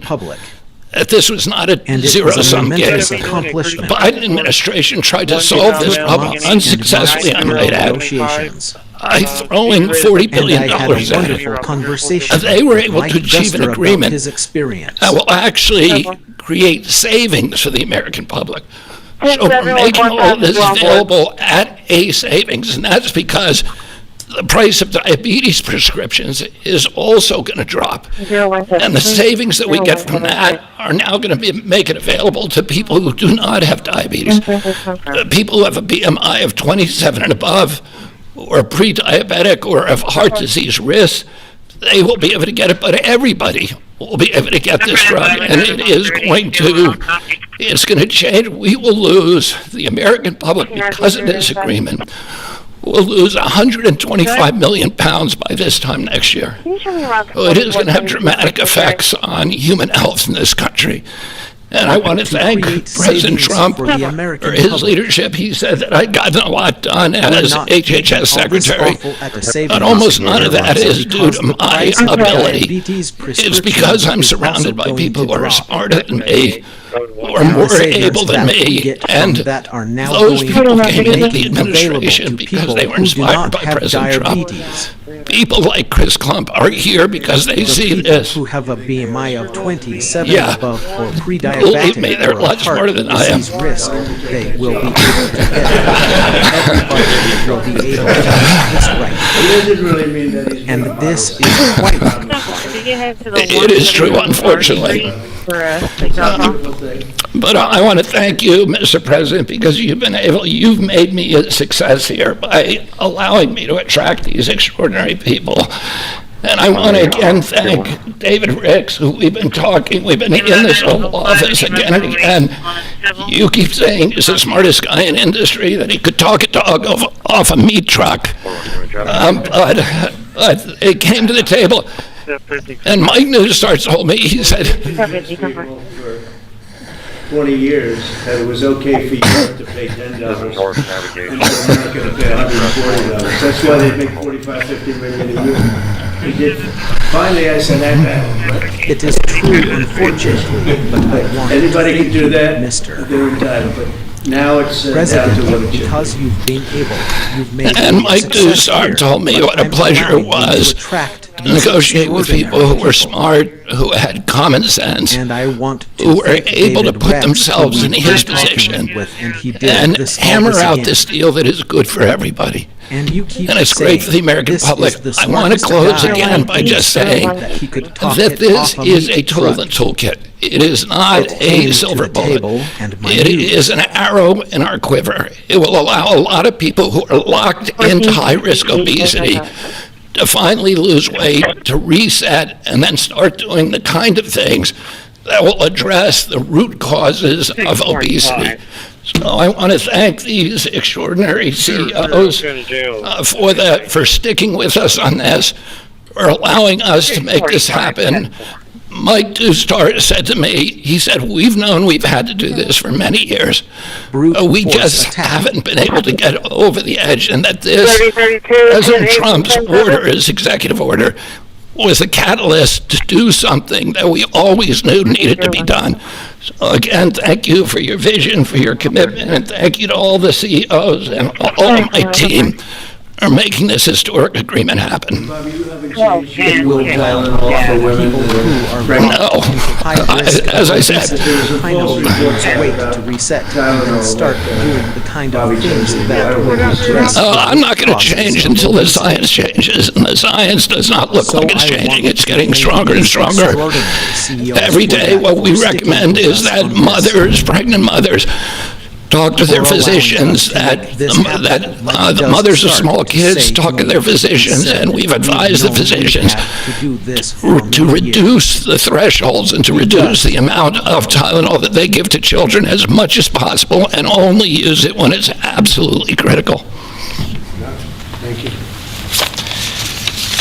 So we're going to go through some of the deal points, but it does make itself clear that the real stake here is the forgotten man. President Trump, I believe you won the election because you remember the forgotten man. You speak to them, they hear you, they listen to you, and he connects well because he actually does things that materially change their lives. Secretary Kennedy spoke passionately, as he always does, about the problems with obesity. And just to put some very fine point numbers on this, obesity itself is responsible for half of all chronic disease and definitely generates more than a quarter of all the money we spend out of CMS, $1.75 trillion that we spend annually. When it's absolutely critical. So we're going to go through some of the deal points, but it does make itself clear that the real stake here is the forgotten man. Charlie 190 at Casino, over. President Trump, I believe you won the election because you remember the forgotten man. You speak to them, and they hear you, they listen to you, and he connects well because he actually does things that materially change their lives. Just a bucket or the whole thing? The whole thing, yes sir, I'm hungry. That's why I'm here. What the fuck are those things? Three of the chicken, the same back up through.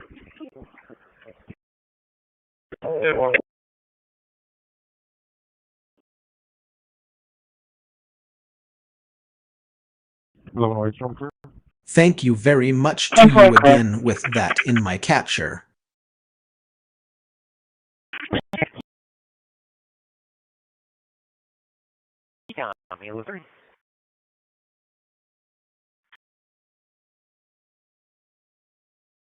Halo 3 off Robstown, heading over to Alice Beach. Got 3 on board, 565 and gas. You can do it. Be there in 10 minutes. True.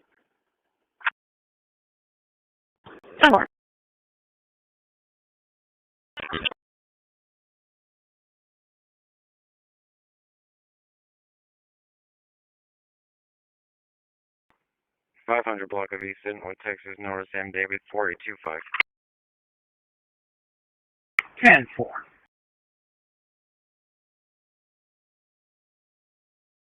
I'm 3 minutes away, y'all.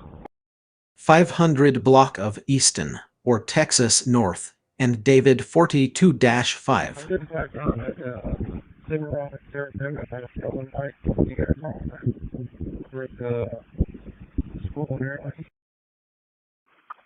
You're not coming through. You're very low volume. I said I got flagged down over at Saratoga and Cimarron about a stolen bike.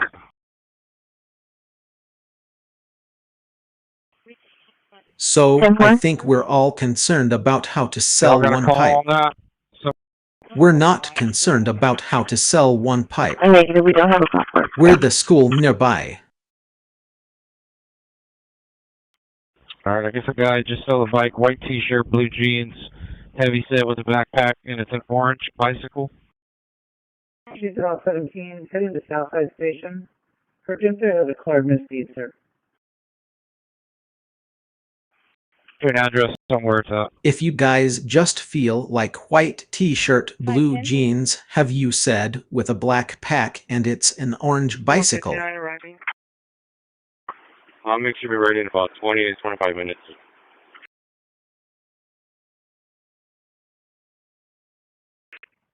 I'm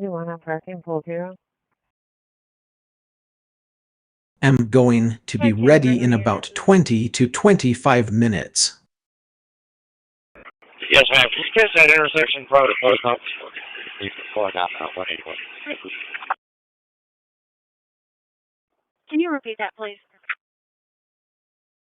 Be entering your city in about 2 minutes. Can you catch the intersection there in front of the post office? Yes, I have. Please give us that intersection protocol. Thanks for watching. Thanks for watching. I hope you enjoyed it. Jersey.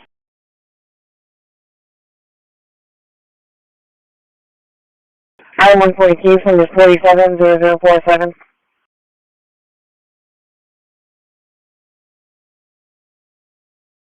AC-900. Unit 2.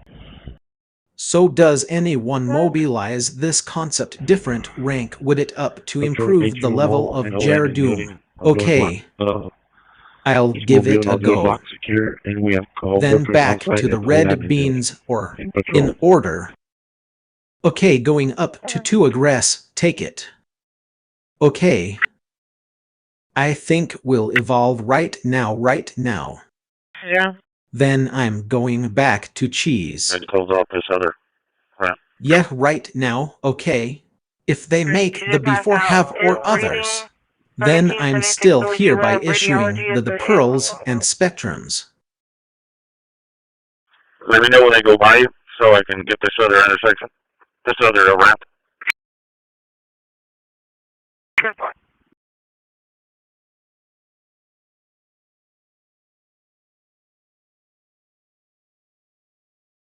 I mean, I would go by so I can get this order out of section. This order is a wrap.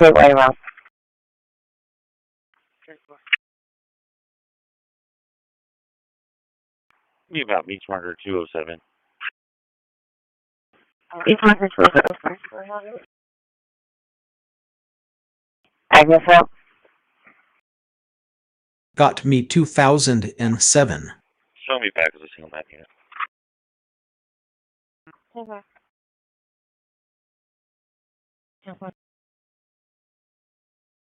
105, 102.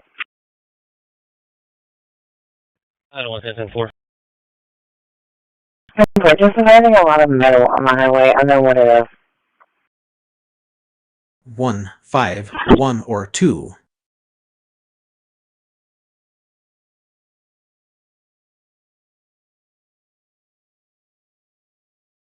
Going on location. 3100 Santa Fe, number C Charles 40. 3100 Santa Fe, C Charles 40. Show 338 and 339. they're gonna be riding with me, and we're gonna be right to the AV.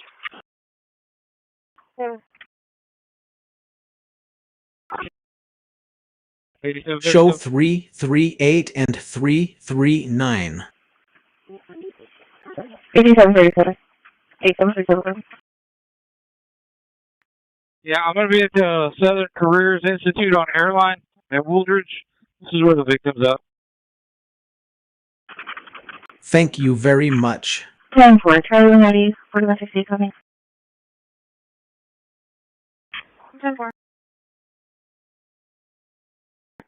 Dispatch, Quad 2 shows arriving on scene. Thank you very much. See you coming. Quad 2, 10-4.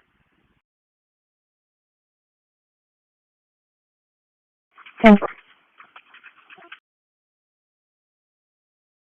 I'm not cheating. You can get out for the Miami Valve SKD with on that Staples. The two vehicles last today. They pulled into that parking lot. Clear up. It's a black Ford F-350 and a white Toyota Camry.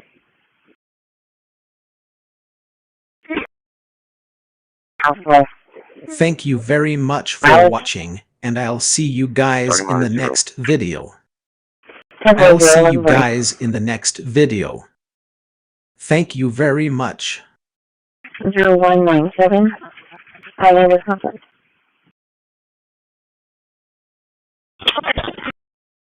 Yeah, what's that? You can show us. 10-4.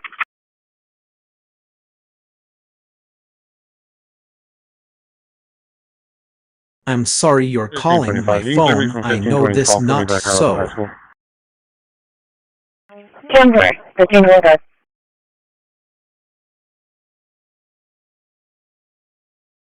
AC 903 to dispatch. Thank you very much. Thank you very much. Come back. Adrian, according to the plant operator right now, they're going to start having this line back up in the back. They're going to start loading pay trucks.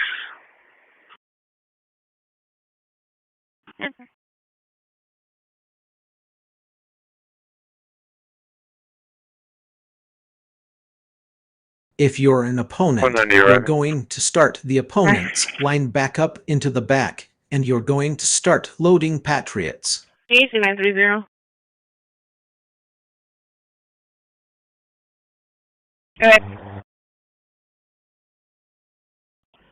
AC 942 is going to head that way to try to assist. 10-4, thank you.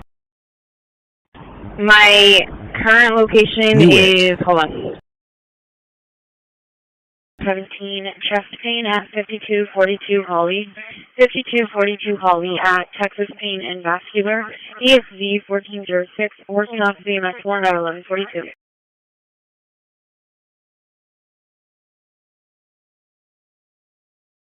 That's 10-4. 10-4, I'll go ahead and update her. 17. Chest pain at 5242 Halley, 5242 Halley at Texas Pain and Mass Humor. See if these 14-year-olds 6-4 not to be a Mexican or an 1142. 10-4.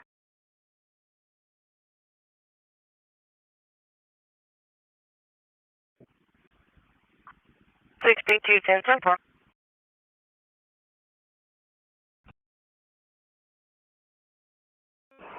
615. Thank you very much. Thank you very much. Charlie 190, your case number 5200, last two.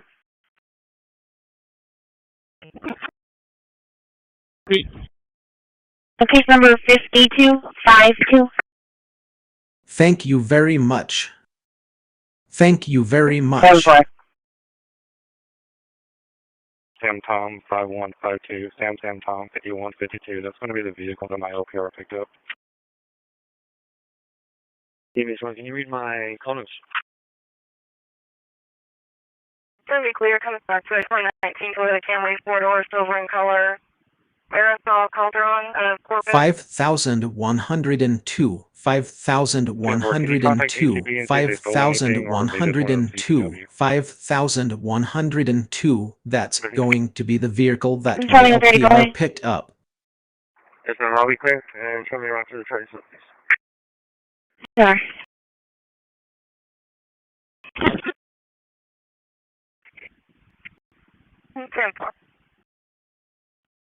And I'll be quick, and I'm coming right to the chase. They took a right, leaving leaving HEB, heading towards the highway, and then dipped.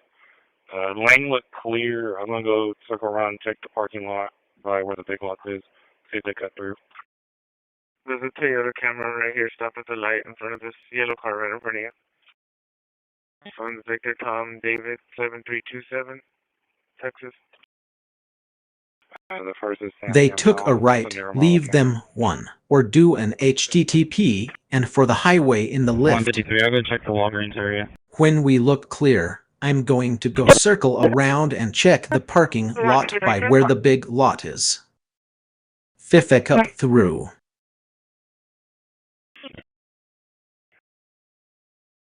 You can show me clear out here. You need me to go do a attempt to contact? 10-4.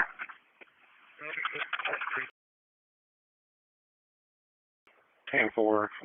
See if we can You find can them. show Yeah, me clear wait till out they show here back in up. the media. Go to a 10th counter. 10-4.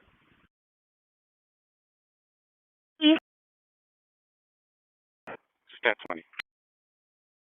Step 20 traffic. Beijing Bonner, William Nora Robert 1699. I bet Jean and Bonner. And also fire dispatch at 1146. Yeah, give me the nuisance Laredo 26. 42 Saki Drive. There's like these things They're going for to Laden Director. farther. Before you know, condition breathing. It looks like it's going to be a suicide cutting. The medics are around. We'll try to cut to the upper left arm. Bravo 1.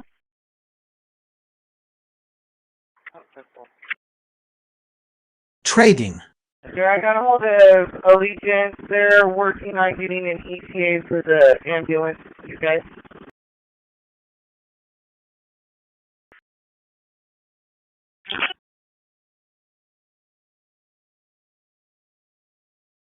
Of Allegiance. They're working on getting an eater for the ambulance, you guys. 40 traffic. 40 traffic. Staples and Weber. Thank you. 3594. Cancel, Samson, Tom 3594. Location? 4444 Corona. 4444 Corona. 10-4. So one pair of pounds with a beard. One orange hat, gray jacket, with Circumstance booties and and boots. comfort on her Left fourth. on a black motorcycle, license plate 656 Nor 9 Tom. Left estimated towards Everhard. So $300 worth of merchandise put in a backpack. He had a large knife on his hip. A bullet patrol 3. 1148. Charlie 170 clear. This is our class.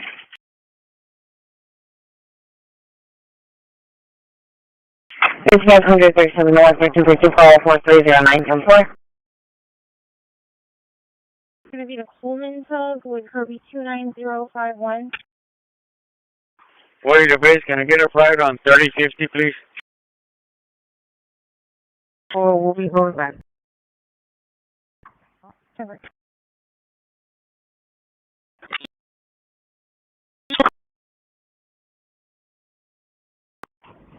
Medic 17 from engine 14. Go ahead. Still level 3. Stretcher monitor when you get here. Okay. Is racing with 6.0629,000 in Tly. At last, I study towards every heart. 2-300.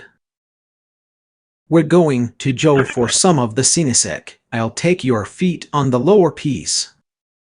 On the lower feet you're free. I'll do something foreign.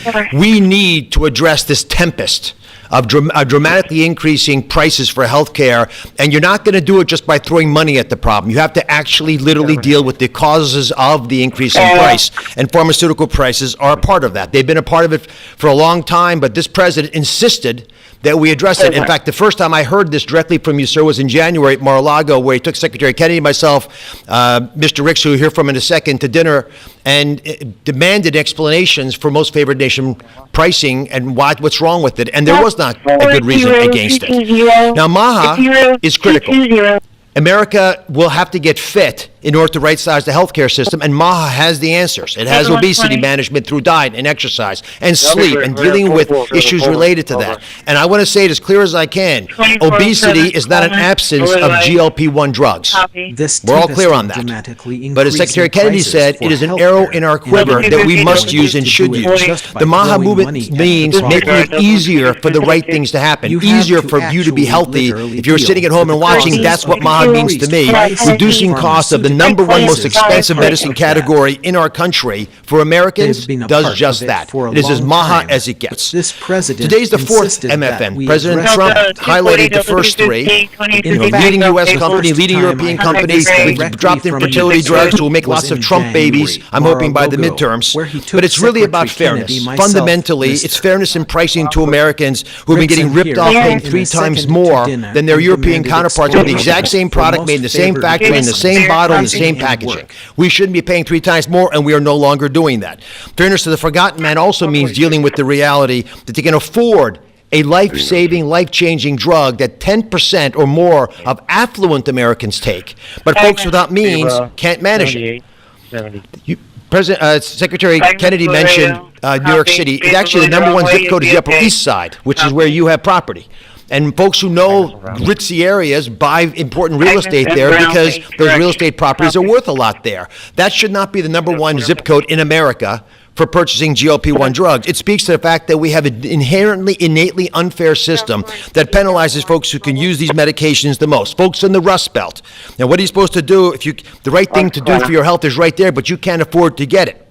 Folks need to be able to utilize these life-saving medications, and being fair about its distribution is essential. And we are democratizing access to these medications and dealing with a moral imperative to make sure that all Americans have access to avoiding all the obesity-related complications by making sure they can afford, if they do things right, not just MAHA-appropriate interventions, but also medications like this. In fact, we think these deals, and this part's very important, we believe these deals within 2 years, within 2 years, by the time the ink dries on these contracts that were signed earlier today, within 2 years, based on our health improvements, we will be budget neutral. These drugs will not cost us money.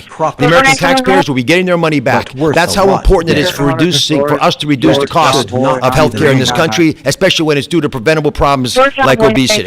In addition, we have an update, Secretary Kennedy. We thought it was 125 million pounds. Mr. President, our estimate, based on the company numbers as well, is Americans will lose 135 million pounds by the midterms. But I don't measure it in pounds. I measure it in saved lives. People can sleep again because they can breathe as when they go to bed. Folks whose knees don't hurt. People who don't have heart attacks, renal failure, dementia, all the things we know are associated with obesity and much more. This wouldn't have happened if we didn't have the right tools.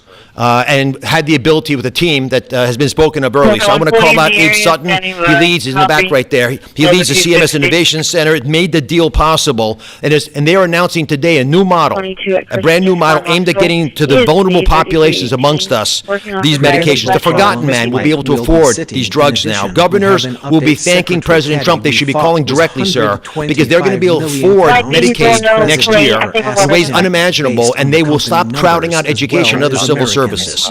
We cannot be a wealthy nation without being a healthy nation. That's why today's MFN deal is a historic step forward for all America, and this is something that I don't think is partisan. There's no way you can argue against what just happened. These numbers to my side here, Administrator McCary, who's been instrumental in this process as well, $1,350 baseline.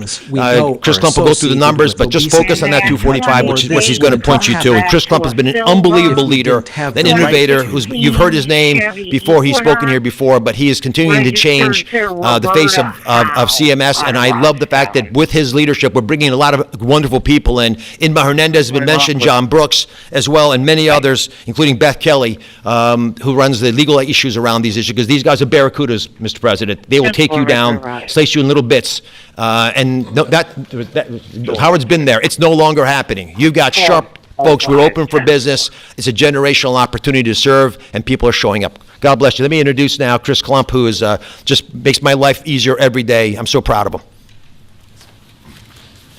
All great deals are rooted in principles. We've talked about this before, and today we're announcing another truly great deal. I love this deal, and it's rooted in the principle of potential. This is about unlocking the full potential of every American, the grandmother, the grandfather, the father, the son, by unlocking access to affordable life-saving medications that make a meaningful difference in their lives when they need them most. That's what today delivers. It's a deal built on principle, for people, for the American people, and backed by policy that works. So the most important step to getting healthy is believing that your life has value, that God meant for each of us to have purpose and joy and to live fully. And to do that, we must be good stewards of our body. And the President has been fighting to provide another tool to do just this and enable this, and it's my pleasure to outline the contours of the deal today.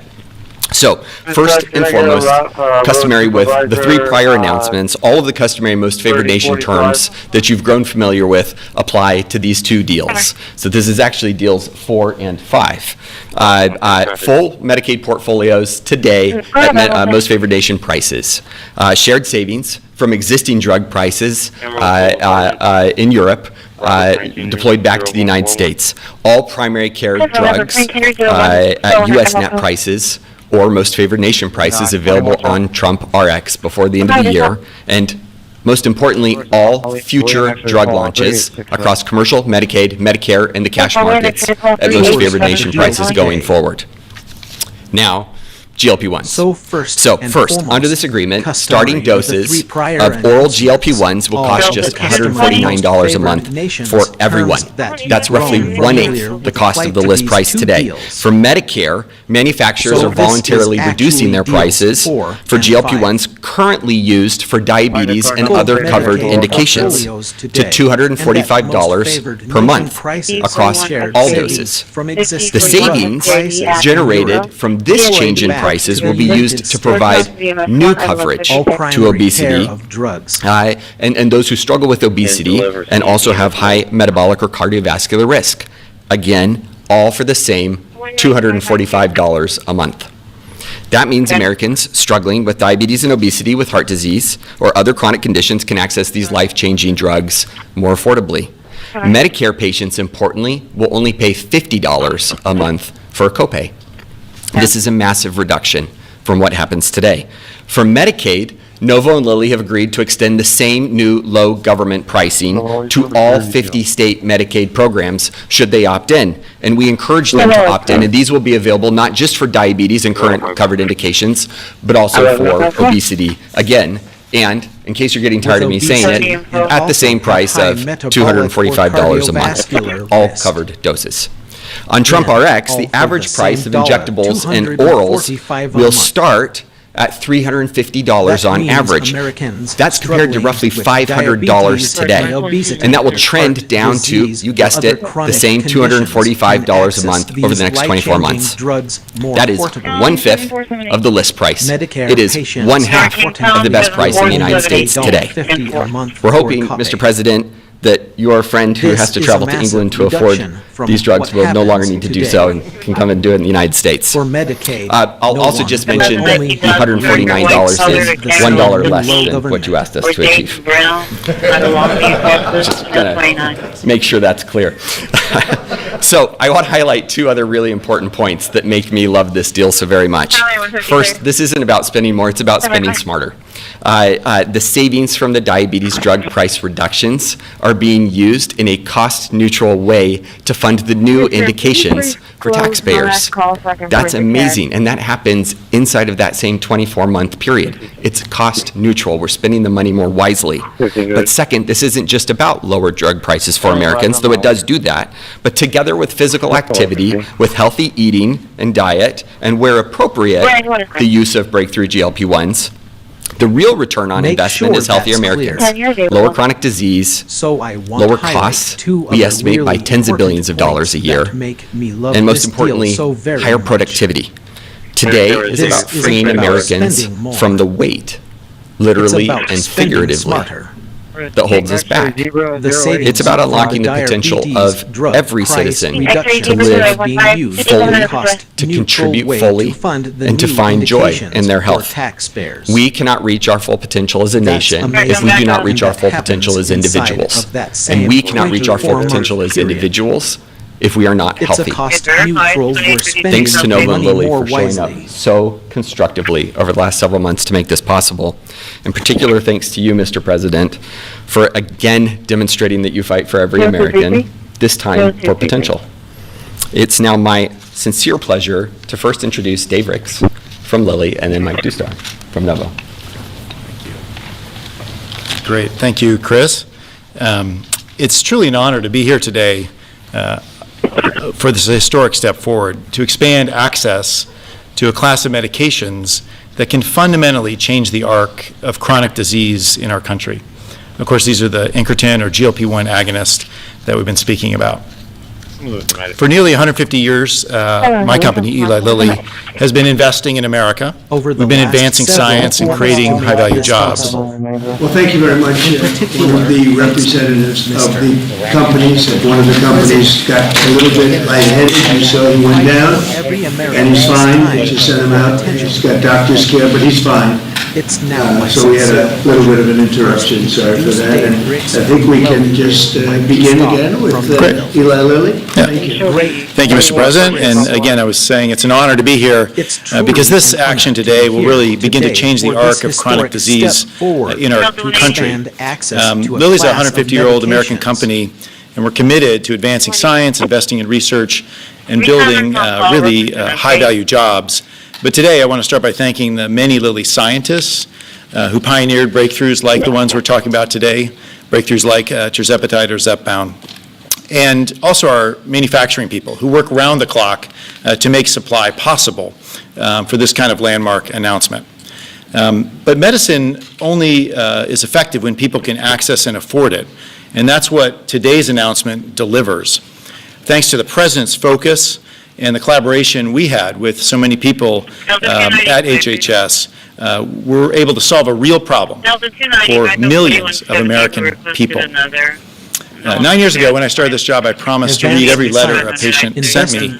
And back then, there was hope for new treatments, but a lot of complaints about insulin pricing. But today, so while we did a number of things ourselves, it wasn't actually until I spoke to the President, this is in your first term, and you ordered the HHS team to work with us to really solve that problem. We prioritized it, we launched a copy of our own medicine at 90% off, and then we capped the price of insulin for Medicare patients at $35. Medicine only is effective when people can access it was in your first term. We did it. And that's and what it came today's announcement during the early part of his term, and he tried to take credit. So we did the best we could to let him know that didn't happen. He got a little lucky, but I always said, frankly, I said, this is not good because statutorily it had to wait a little while, and it came out at $35 instead of some crazy amount, right, David? And they stood up and they said what a great job they did. No, that was done by Trump and Lilly. Yeah, so we solved a major problem together. It's now law. Today when I get mail, it's quite frequently from patients who are just having amazing success on our weight loss medications, but they too are finding it out of reach, particularly America's seniors in Medicare. So this spring in this very office, I met with the President and Secretary Kennedy, Administrator Oz, and others to figure out how to tackle this problem. And of course, unlocking obesity treatment is critical to chronic disease management. So is diet and exercise. But we wanted to open up that access for millions of Medicare beneficiaries and Medicaid as well. And again, the President saw this opportunity and we left the room and he asked us to solve it. So 7 months later, we're here. Medicare coverage with a $50 cost to patients per month. That's down from Medicare patients today, if they want access to our medicine, pay $500 a month out of pocket. Drug coverage is critical to health improvement. And we're not just treating the weight here, that's important. We're changing the course of chronic disease. Our medicine cut progression from pre-diabetes to type 2 diabetes by 94% after 3 years in major studies. And many studies have shown the benefits that Dr. Oz spoke about with cardiovascular risk reduction. This agreement also accelerates approval of a new treatment that are easier to take and highly effective, like our once daily oral pill or orforglipron. And we have other treatments in development, and those will be included along with other manufacturers' latest treatments when they become available. So as drug coverage expands, so does choice. And data shows that medicines work differently for different people. Some are better for some, weight loss and weight maintenance, and we really believe that doctors and patients should choose the best option. So it's important that this deal includes both of the leading innovators and manufacturers of this transformational new class of medicines. Medicare coverage is a milestone, but it's probably only the beginning. We call on states, on employers, on commercial insurers, even PBMs, to join and expand coverage at affordable prices for all Americans. And Lilly stands ready to partner across the healthcare system to make that happen. Just as we've achieved this partnership with Chris and Inma and John, who helped us from CMS to make this day possible. And we're anxious to get started with this as early as April 1. This coverage can begin for our medicines and Novo's medicines. And I just want to say it's hard to overstate the impact of this day. It's really a turning point in the fight against chronic disease and a landmark achievement for President Trump and Secretary Kennedy, as well as, of course, our company. But most importantly, it empowers people to take control of their own health, to eat well, to exercise, of course, avoid harmful substances, and where appropriate, in consultation with your doctor, access affordable now obesity medications that are really a breakthrough. And we believe that when America is healthy, America is strong. And at Lilly, our goal is the same here, to invest in science, invest in our country, deliver breakthrough medicines, and reduce and then prevent chronic disease, all to make our country strong for generations to come. So thank you. Thank you, Mr. President, and I'll introduce Mike, my colleague. Thank you so much. Is Tom Hammer, we have one of our great leaders here. Is he in the room? Where is it? I was going to invite you out. How about Mrs. Emmer joining us, okay? The real boss, come on, the real boss is in. Come on. She's the real boss, right? Okay, thank you very much. Thank you, Mr. President, Secretary Kennedy, Administrator Oz, FDA Commissioner, Dr. McCurry, and the whole team.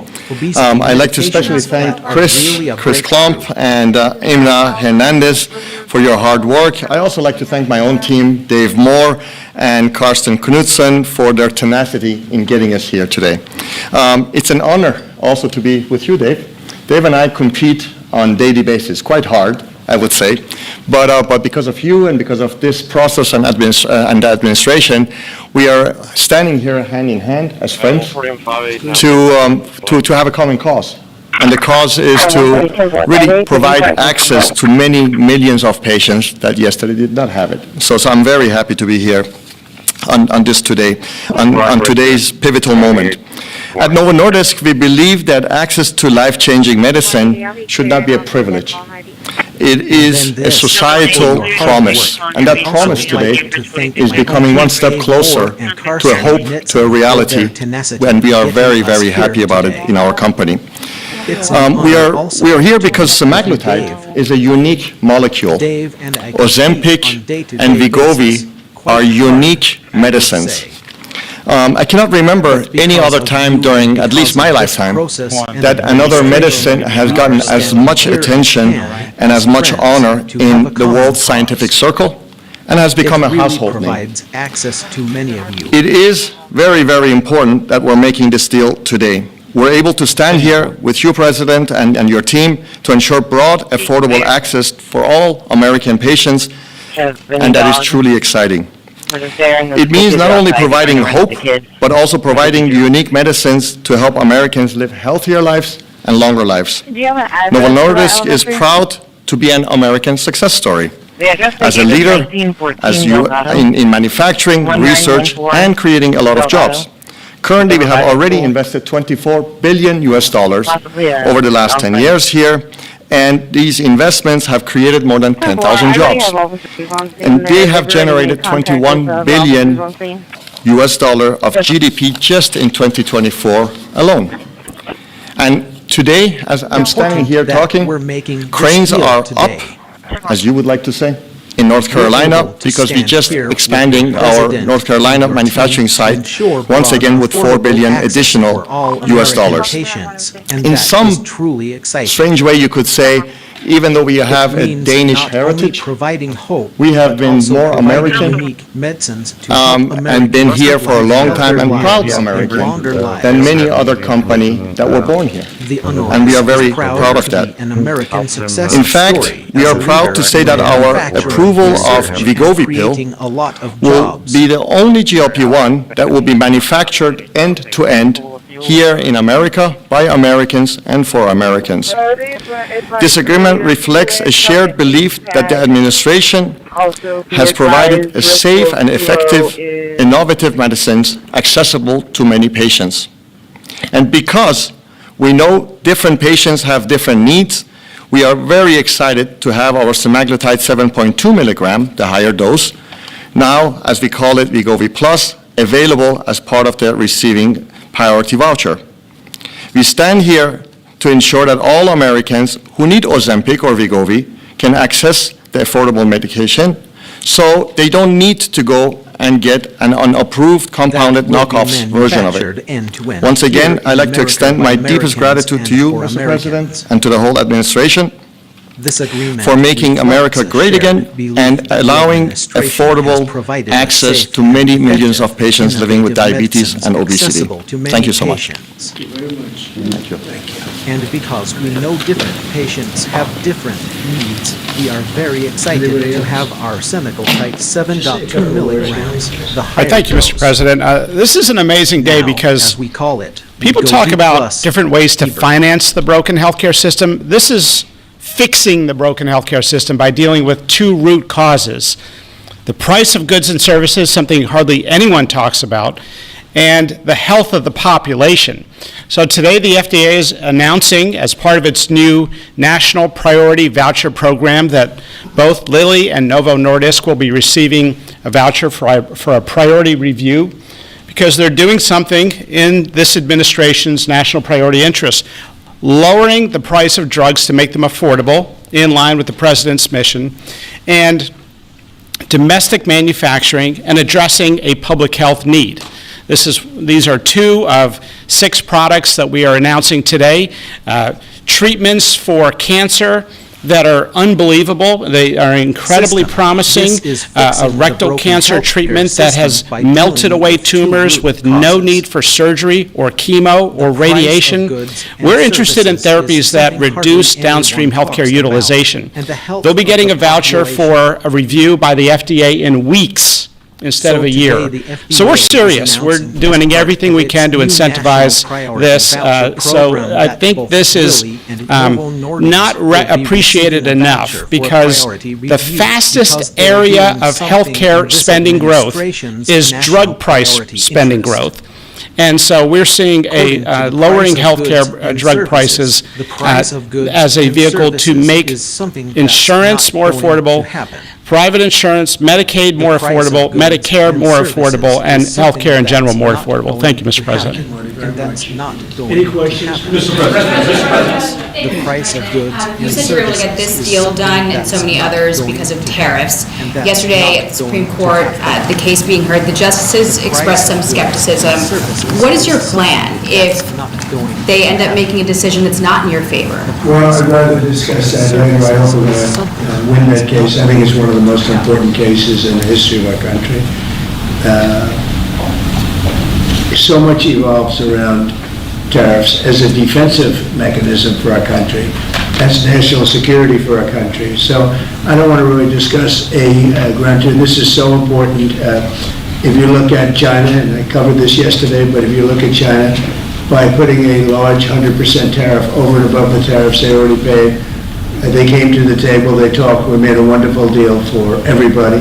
Our farmers, as you know, with the soybeans at levels that nobody's ever seen before, we were able to make phenomenal deals. If we didn't have the tariffs, we wouldn't have been able to do that. So we thought we did very well yesterday. We hope that we did.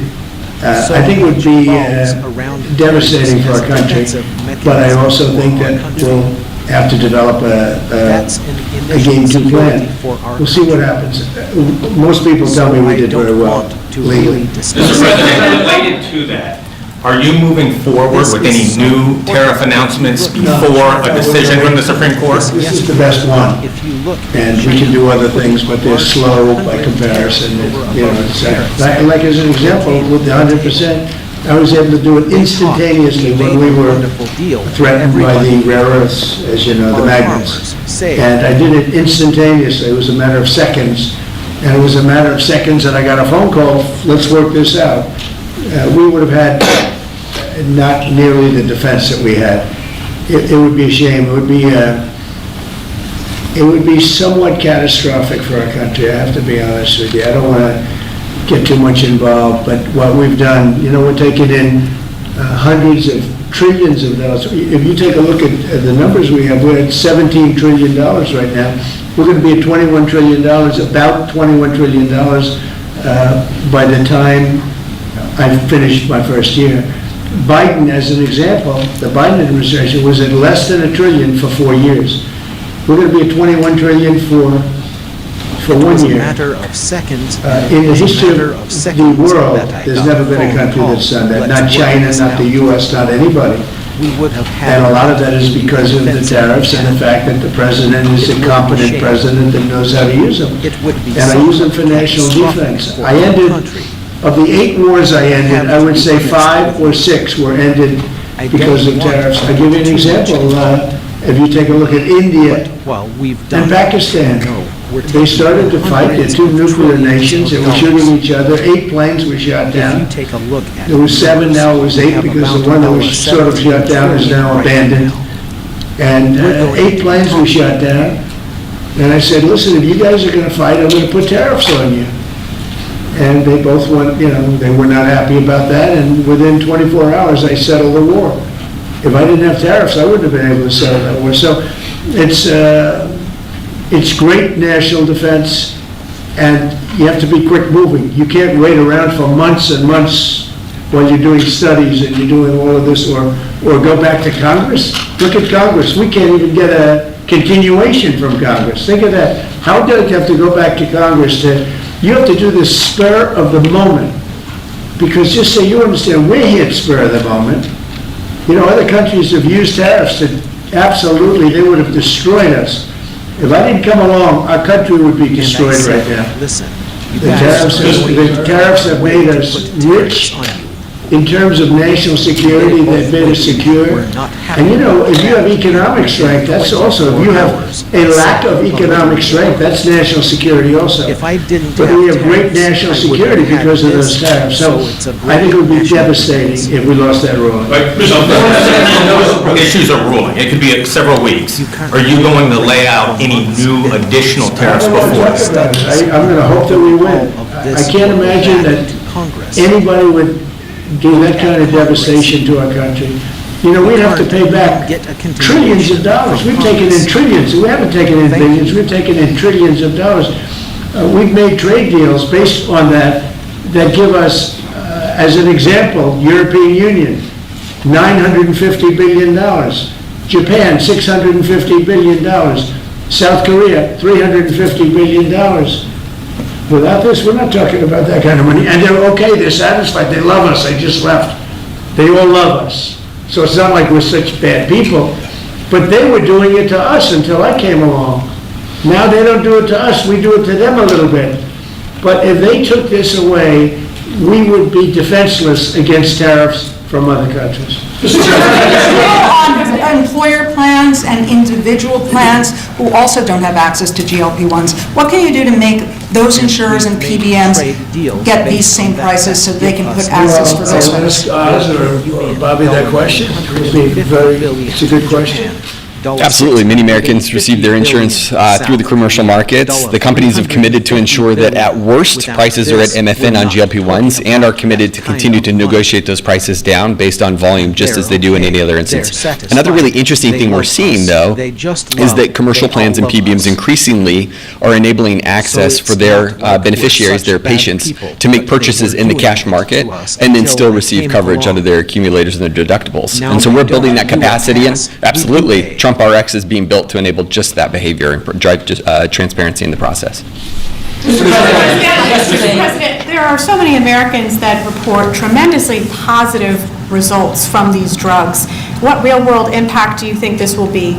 Is there an estimate on how many Americans may now take these drugs?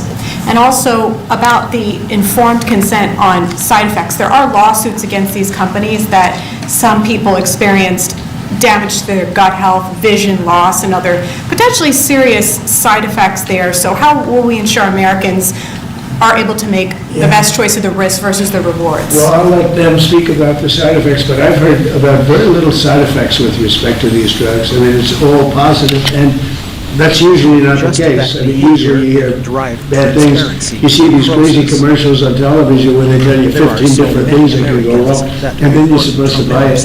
Very few, but I'll let you handle that. At a high level, 1 in 3 people who can hear my voice are eligible for these medications. That's the magnitude of impact, and we believe, just to reemphasize, we will actually save the American taxpayer money if people use these drugs appropriately for the duration for which they're indicated. They're always going to be side effects. If anything strong enough to help you is strong enough to hurt you. The question is the trade-off worth it? We know the ravaging risks of obesity and all downstream issues ranging from diabetes and hypertension to renal failure, dementia, heart disease, my specialty. But I'll ask Dave Ricks from Lilly to maybe start off, because he can give an honest appraisal of potential risks people should be aware of. There's no free cheese. Yeah. Oh, thank you. I mean, today, as you may know, there's about 8 million people benefiting from the two companies' medications. This new announcement will make that tens of millions that could benefit from it. So it's a huge improvement. But as the previous question, we need commercial plans and other insurers to step into this arrangement. I think probably both companies will work hard to make sure that happens. Yeah, as Dr. Oz said, no drug that can help you has no side effects. Most of them are well known. We've been using this class of medications for nearly 20 years. And that's why it's important that patients go to their doctor and decide together whether this is right for them, and their doctor knows their medical history and has the information about these medications. But we're confident in the safety, but there's always some precautions we should have, and people's own medical histories matter in that decision. And are there any estimates for... What I would like to say is also that, of course, in my speech I made a comment that what happened today allows us and Lilly to provide medications to millions and millions more than they are getting it today. Today, a lot of those patients are trying to go out there and take the knockoff versions of these medications, mainly because they were cheaper than our medication. With the reduction of the price, hopefully, many of these patients don't need to choose their safety over their wallet, and now are able to find the real thing at a very decent price. Is that a big problem for you, knockoffs? Sounds like it might be. It has been, yes. It has been. But on the other hand, of course, patients have to be able to afford it. So it has been also our job to make sure that affordability. Are the knockoffs dangerous? The knockoffs are not FDA, the API, the raw ingredient that goes into them are not FDA approved. So nothing is as good as the original. Yeah, I know that. Yesterday in the Supreme Court, Chief Justice Roberts said that tariffs are taxes and that they're paid by Americans. He said this pretty clearly. And yet you're saying that this money is rolling in from other countries. How do you square those two? It's coming in because they charged us. You know, the same countries that you talk about are charging us massive amounts of money. If you look at the tariffs over the years that were put on our heads, there's a reason we're $38 trillion out. Now that money's going to start coming down.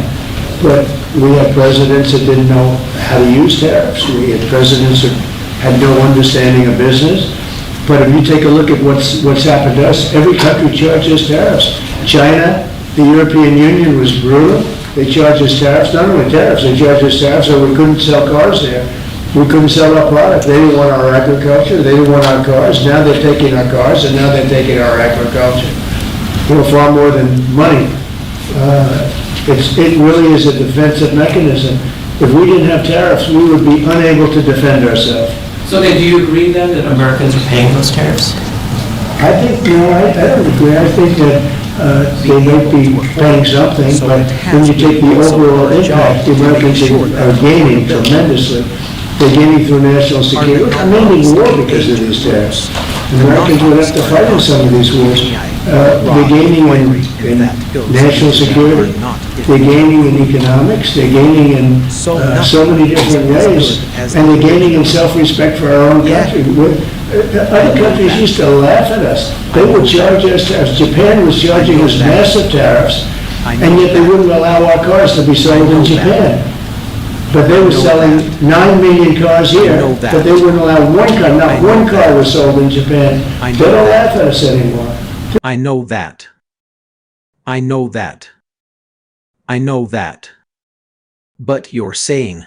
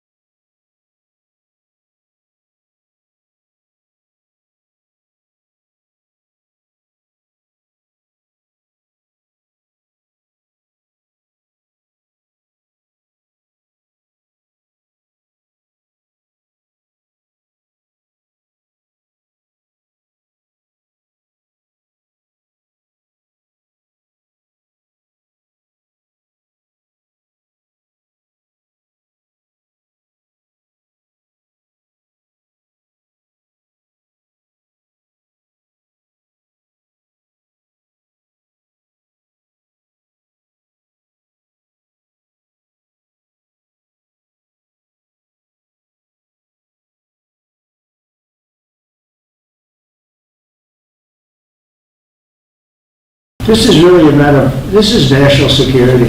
And by the way, going bankrupt is national security. You know, our country was really in trouble. Going bankrupt, and the difference between going bankrupt and thriving, that's also national security. When you go bankrupt, when you don't have any money, you have no national security. And we are thriving. I mean, all this money coming into our country that I told you about, the 17 trillion as of now, but it's going up rapidly. I was in Japan, and we have Toyota is coming in with $10 billion to build plants, operated by Americans, but building plants all over the United States. Well, they left. They took our plants. They sold cars in here without tariffs. They sold cars. We didn't charge them anything. They destroyed our auto industry. We lost 50%, 54% of our auto industry to other. We used to, if you go back into the 30s and 40s, we had 100% of the automobile business. Then it started getting chopped away. But Mexico, Canada, many countries, I mean, Canada fought us very hard. The ones that don't want us to win are foreign countries that we are able now to do very well with. Those are the ones that fight it. Those are maybe people that hate our country. I think it's the most important case maybe in the history of our country. This has been a major achievement for your administration, targeting the segment of our population that needs it the most, that has the highest obesity rates. You're making it affordable. You are truly saving lives. That's coming from the viewers that we've had in that 1 hour that we took a little bit of a break. My question to you is, Walmart just pushed out a report that says this year's traditional Thanksgiving meal will cost 25% less than it did under the Biden administration, plus gas prices being down in the $2 region makes it more affordable to travel to grandma's house for this Thanksgiving. Thank you very much. It's not so much a question, it's a statement. I would have made the statement, but we have a lot of things happening, so I wouldn't necessarily have made it right now. So Walmart, to me, you know, that's AAA, came out that nobody going to influence them. I don't know them. But they just came out with a very powerful statement. They've done it for many years, that under the Biden administration, Thanksgiving meal, a Thanksgiving meal with all the trimmings costs 25% more. In other words, our Thanksgiving this year coming up will cost 25% less than sleepy Joe Biden's. Now, to me, that's better than anything there is. That's better than a poll. They've got everything included, from the trimmings and from the turkey and from everything, a lot of different items. It's 25% less this year than it was last year when he was so-called in charge. He was in charge. The people around the desk were in charge. The oil man was in charge. That is a big factor. And I was angry last night with the Republicans. I said, you don't talk about this stuff. Nobody talks about it. You know, I rely on a question from a reporter to get that out. We should be talking about it because they talk about affordability. They don't have affordability. We had the highest inflation in the history of our country under Biden. We had high gasoline prices at $4.50, $5 a gallon. They're going to be hitting $2 a gallon with me. They're getting close to $2 a gallon. And when gasoline goes down and energy goes down, everything else follows. What the Democrats do is they lie. We are the ones that have done great on affordability. They've done horribly on affordability. The only thing is they go out and they take commercials how under the Democrats you have affordability. It's just the opposite. We have much lower prices than they do. And we only have one thing, beef, because the cattle ranches are doing well. We're going to bring the beef prices down, and they understand that, even if we have to help them out. But the beef also is not a big difference, but every price is down. The biggest price is energy. We're at almost $2 for gasoline, and you take a look at what they were at $4.50, $5 for gasoline. And when gasoline and energy comes down, everything else follows. And I was so happy. Last night I made a speech, and then I get off the stage. I said I feel like going up and saying it because I have a lot of respect for Walmart, and nobody's influencing Walmart. They came out and they said Trump's Thanksgiving dinner, same things, is 25% less than Biden's. And we are the affordability when we are the ones that have done a great job in affordability, not the Democrats. And yet We just lost a couple of elections, very Democrat areas. Maybe won't be full. They weren't very Democrat when I ran a year ago because I did well in those areas. But we just lost an election, they said, based on affordability. It's a con job by the Democrats. The Democrats are only good at con and cheating on elections.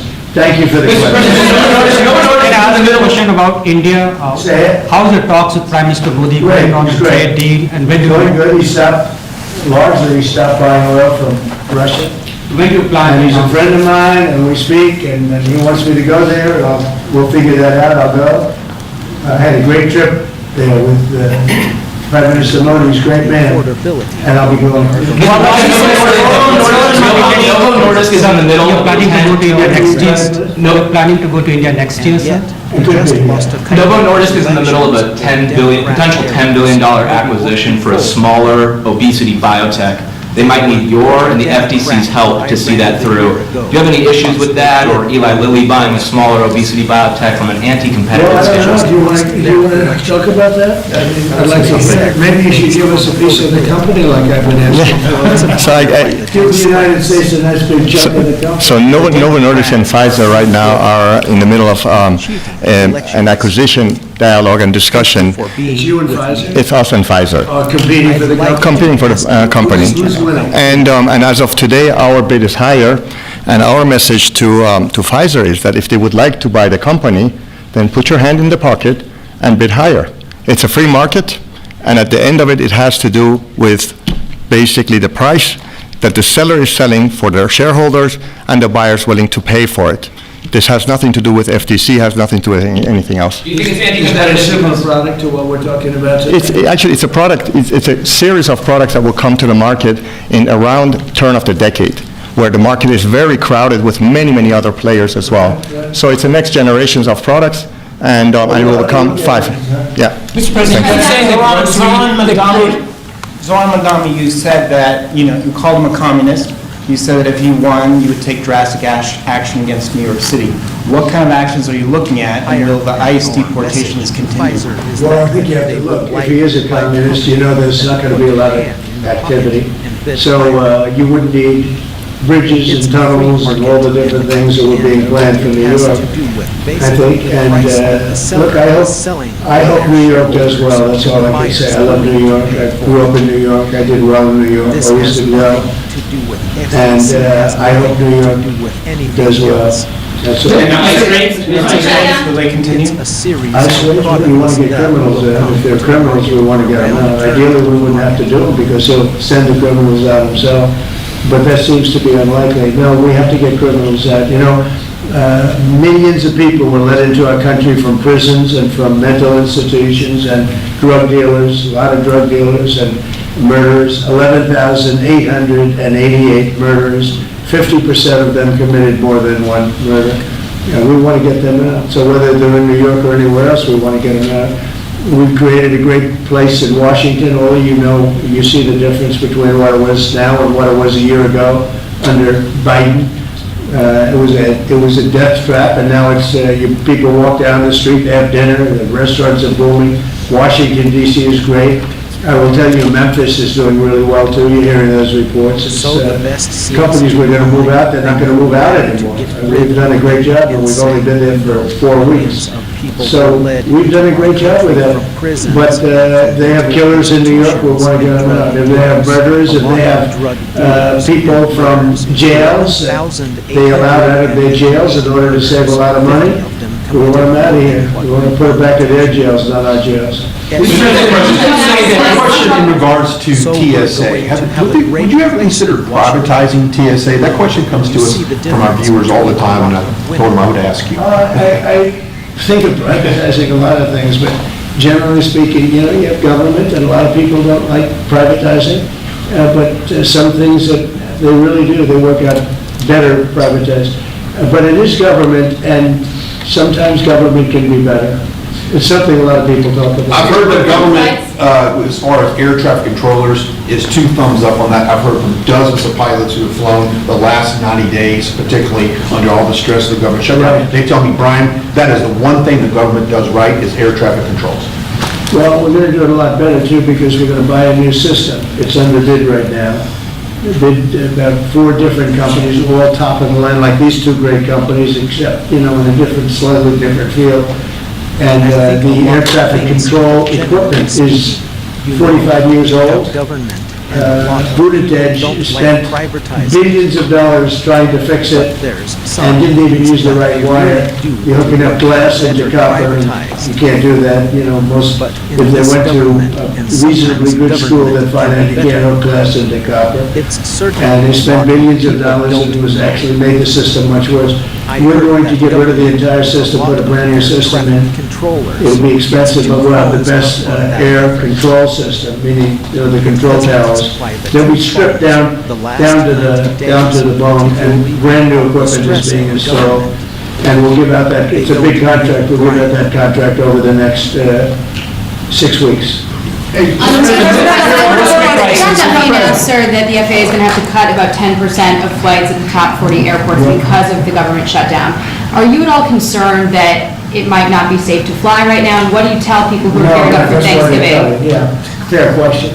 As Sean Duffy announced, they're cutting in certain areas 10%, and they want to make sure it's 100% safe. That's why they're doing it. Mr. President, given these modifications that are being made to air travel, the other disruptions with the government shutdown, do you think it's time for Republicans in Congress to change their negotiating position at all?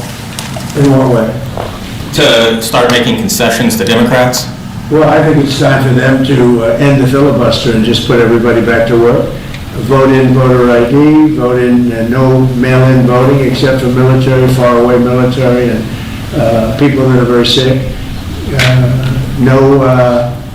I'd like to see one-day voting. I'd like to see not 65 days of voting from all over the place. No, I'd like to clean up the elections. The border, we've done a great job. We have a great, strong border now. I'd like to see new rules on immigration that can be fair and good. Rules that you're never get. Rules that they're never going to get. There's so many things we could put in, including tax cuts that we could get, and we could do it all ourselves. But to do that, you have to end the filibuster. The filibuster is, and they'll do it too. They'll immediately do it. What they're going to do is, what the Democrats will do is they're going to make Puerto Rico a state. They're going to make D.C. a state. They're going to pack the court. They're going to end up with more electoral votes. They're going to end up with 4 senators because of the 2 states. And they're going to do this 100%. They would have done it except Manchin and Sinema got in their way. They would have done it.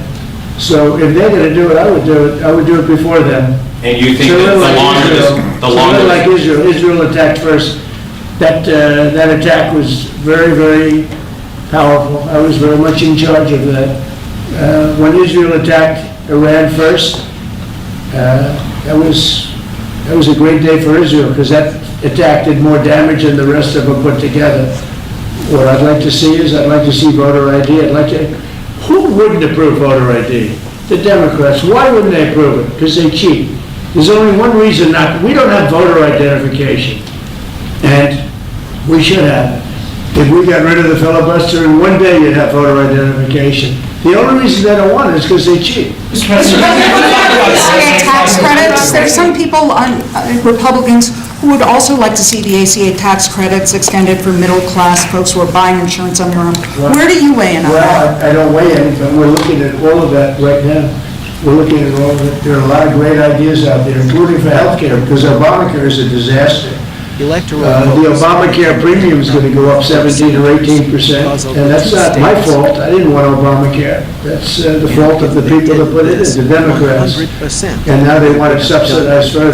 Where you take it from them, you take it from a lot of other people. We could have much better health care, at a much lower price. Are you doing drug pricing announcements with another company, or is this the last we're going to see for a while? About drug pricing, deals. Oh, no, everybody's involved, and we're going to get low pricing from, all companies are being involved. We are now going to have, with all drugs, the lowest price anywhere in the world. That's the price we're going to have. That's called favored nations. We were stupid nations before. We paid 10 times more, sometimes 15 times more. than they were paying in Europe and other places. So that was really stupid. In 2 years, these will go down, the injectable prices will go down to $250, I believe, but your American patients might still look at European prices and say, these aren't quite low enough to match that. What would you say in response to people? Because as far as I'm concerned, we're at favored nations. If Europe is paying less, then now there could be other reasons. There could be a distribution, et cetera, et cetera. It's harder to get to, but outside of pretty minor things, this is favored nations. We are going to be paying the lowest price in the world. Outside of some nations that are stone cold bankrupt, have no money, and people make contributions of medicines to those nations, including us. We're going to have the lowest prices anywhere in the world. And your drug prices will go down 600, 700, 800%. And I'll be given no credit for it, because I never get credit for anything. But nobody else could have done this. So, Michael, how does the drug price go down? I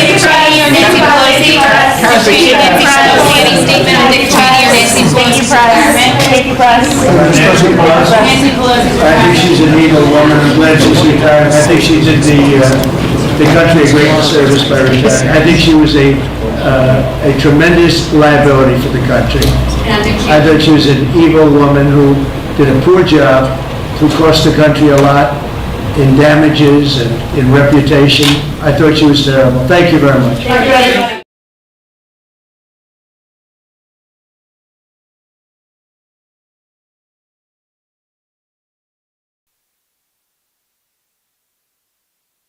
Tremendous liability for the country. I'd like to use an evil woman who didn't purge her to cost the country a lot, and damages and reputation. I'd like to use thank you very much.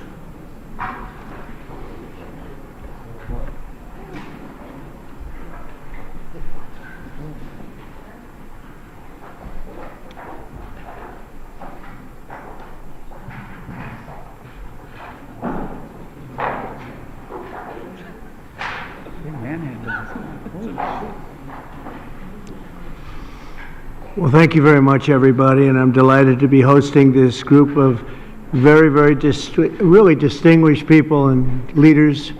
Few leaders can even compete with the people around this table. They're from Central Asia, and it's a magnificent part of the world. Thank you very much, everybody, and I'm delighted to be hosting this group of very there's distinguished nobody tougher people. or smarter than the people we have gathered tonight. I'd like to thank Vice President J.D. Vance and Secretary Rubio, Secretary Bessent, Special Envoy Steve Witkoff, Ambassador Sergio Gore, going to India very shortly. Congratulations, Sergio. And Rick Grinnell, who's always done a fantastic job. Thank you, Rick, very much. And Senators Jim Risch and Steve Daines for being here. We have some other people coming in a little while. Very distinguished people. I've just completed a series of outstanding bilateral meetings with these leaders in the Oval Office to discuss our ties with this very important part of the universe. We're strengthening our economic partnerships, improving our security cooperation, and expanding our overall bonds. A tremendous amount of trade was done just in the last little while. Lots of great products, military products, and otherwise are being bought from the United States. We make the best military equipment by far in the world, and they understood it, really have understood it for a while, ever since I've been in office, when we rebuilt completely our military. I want to thank all of the leaders for being here and for their dedication to a strong relationship with the USA. Thank you very much. The nations of Central Asia, known as the C5, sit at the historical and geographic crossroads of the world. Some other people These nations were once home to the ancient Silk Road connecting east and west. Great history, tremendous, beautiful history. Today, their location in the heart of Eurasia gives them incredible importance and unbelievable potential. Sadly, previous American presidents neglected this region completely. It's an unbelievable region, and by the way, it happens to be an extremely wealthy region, too. But we are fixing that mistake, and I'm committed to making America's partnership with each of these countries stronger than ever before. And I've had a relationship long before this. We've had a great relationship with some of the leaders sitting at the table, and I understand the importance of this region. One of the most important regions. A lot of people don't know that or didn't know that. One of the key items on our agenda is critical minerals. In recent weeks, my administration has strengthened American economic security by forging agreements with allies and friends across the world to broaden our critical mineral supply chains. We had a great relationship and a great meeting with President Xi of China. And we went also, as you know, our new and fantastic Prime Minister of Japan. If you take a look, what we've done is pretty amazing. With the president of South Korea, we went to Malaysia and lots of other places and had a lot of meetings while in I'm committed South to Korea. making America's And I think it was a tremendous period of time. We took in at least $2 trillion pouring into our country. And I've had a There's relationship never been anything like it. We have almost $18 trillion of investment. And by the time we finish out our first year, we probably will have about 20 or 21 trillion, with a T, trillion dollars of investment, and there's never been anything like that in the history of the world, not just the United States. This is really the world we're talking about, nor has anything been close. It's a great honor. I've had a very talented team next to me, but it's a great honor to have that kind of economic power. This was helped greatly by tariffs. It was helped greatly by November 5th, which was the election, presidential election. But our countries and the countries that we're dealing with, they're promoting security, stability, and everything else that you can imagine for the entire world. 3 months ago, my administration also brokered a historic peace agreement between nearby Armenia and Azerbaijan, one of the 8 wars that we ended in 8 months. At that time, 8 months, we're looking at one more that's possible. Russia and Ukraine. We haven't gotten there yet, but I think we've made a lot of progress. As I said at the time, that historic accord includes the construction of the new Trump route. Nor has anything such a beautiful thing. They named it after me. I really appreciate it. It's actually a big deal. I've had a very talented team next to me. For international peace, this is a kind of road that's being carved and this was goes through some of the most important places anywhere in the world, some of the most important places economically also anywhere in the world, which will boost commercial activity on the other side of the Caspian Sea, helping nations throughout Central Asia. I'm optimistic that each of the countries here today will reap the benefits of peace if they embrace the opportunity that we've unleashed with the agreement. Some of the countries we're talking about and some of the countries represented here are going to be joining the Abraham Accords, and that those announcements will be made over the next little while. The Abraham Accords are very sought after right now. We're going to be announcing some very important countries that are joining, and for Jared and for anywhere Steve in the Woodcock. world. Some We of the appreciate most the great job you've done this evening. I'm also delighted to report that Kazakhstan has officially agreed, and that's official now, as of about 15 minutes ago. A tremendous country with a tremendous leader today will reap the benefits has officially joined the Abraham Accords. They embrace the and I just want to thank you, that Mr. we've President. It's unleashed a great with the honor. agreement. It's a tremendous honor to have you. Really great. Some of the Once countries again, I'm grateful we're that talking about, each and of some these of the respected countries leaders has made represented the here are going trip to be Washington, joining and I'm me. delighted to continue our conversation over dinner. We're going to have a little working dinner, short one. They've been flying a long way. It's a long flight, but we're going to have a quick but very fruitful dinner. I want to thank the media. You've covered it very fairly, and it's really a great honor to be with these incredible leaders. These are highly respected people, and there's no games. They don't play games, I want to tell you that. So maybe I'd like to ask you, Mr. President, to say a few words if you'd like, and we can go through the list of the 5, and then we'll have a little dinner, please. Mr. President, first of all, I would like to express my sincere gratitude to you for convening this truly historic meeting at the White Conversation House. over dinner. And under your steadfast We're going to have a little working this dinner, summit short one. marks the beginning of a new They've been flying era a long of interaction way. between the United States It's a and long Central flight, Asia. but we're going to have a Precisely quick but very 1 year fruitful ago, dinner. you achieved I a want to landslide thank the media. victory in historic You've election covered which it very was fairly, and absolutely it's clean really a great and honor fair. to be with these incredible leaders. And, once again, my These are highly congratulations. respected people, and my there's no strong games. belief that, Mr. President, They don't play games. you are the great I leader, want to tell statesman, you that.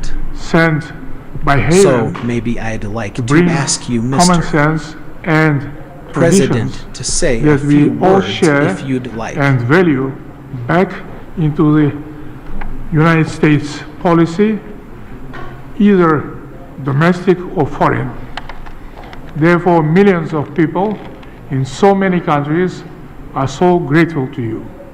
And I'm convinced that your wise and bold policy needs to be strongly supported worldwide. Thank you. Under your presidency, America is ushering in a new golden age. I commend your far-sighted vision of making America great again. This inspires me to pursue target-oriented strategy towards building just and strong Into the Kazakhstan United States policy, on the either basis domestic of my or foreign. concept, law, and Therefore, order. millions of people in President so of many peace, countries are you, so Mr. grateful Trump, to you. brought to an end And I'm 8 convinced wars. that your Just wise within and bold 8 policy needs to be months. strongly supported worldwide. Thank you. Under your presidency, America is ushering in a new golden age. I recommend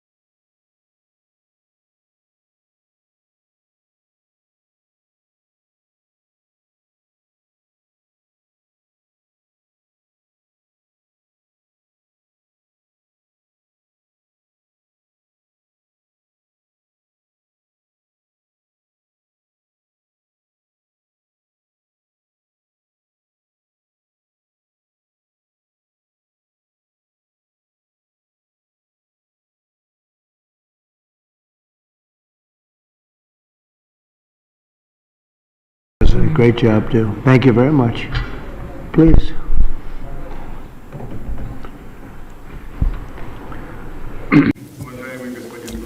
Esteemed Mr. Trump, we highly value your personal contribution to reboot process of C5+1. Before that, none of the presidents of United States of America never treated Central Asia as you do. Me personally and all my colleagues are grateful to you. We felt your close attention, your attitude. Please. And it means a lot for us. Thank you very much Mr. for that.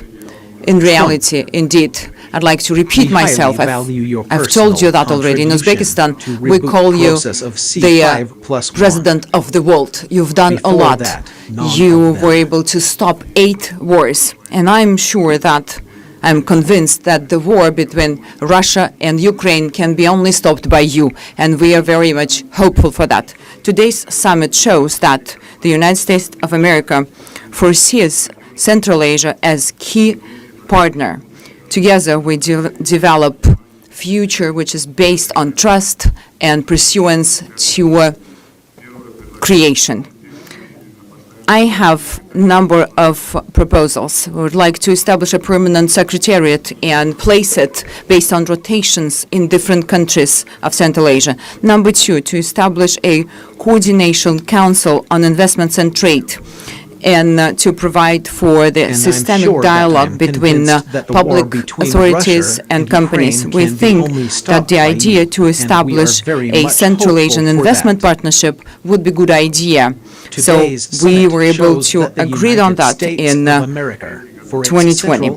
We are ready to continuously work with the U.S. on establishing communicational and energy projects, transportation, to link Central Asia and Europe, applying and using Trump route. 3-year plan has been established, as I told you already, to implement our investment program for $34 billion. Those are large projects, and we've discussed it with you already, both in New York and today I've mentioned it to you. So we have strong perspective. Once again, I would like to express my deepest gratitude for all that has been already done. And we will take back a lot of results from this summit. It is a landmarking summit, and your attitude towards all of us and using Trump route means your great support to us, to strengthen Central Asia and to strengthen the partnership between Central Asia and the U.S. C5+1 have to become efficient mechanism of our practical partnership. And I propose to host our next summit in 2026 in Samarkand to establish this further.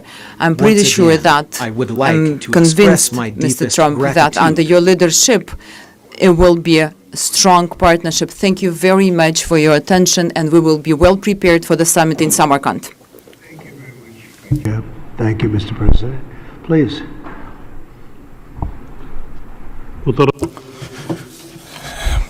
President Donald Trump, I thank you very much for the invitation to participate in today's very important high-level commemorative meeting in the format of C5+1.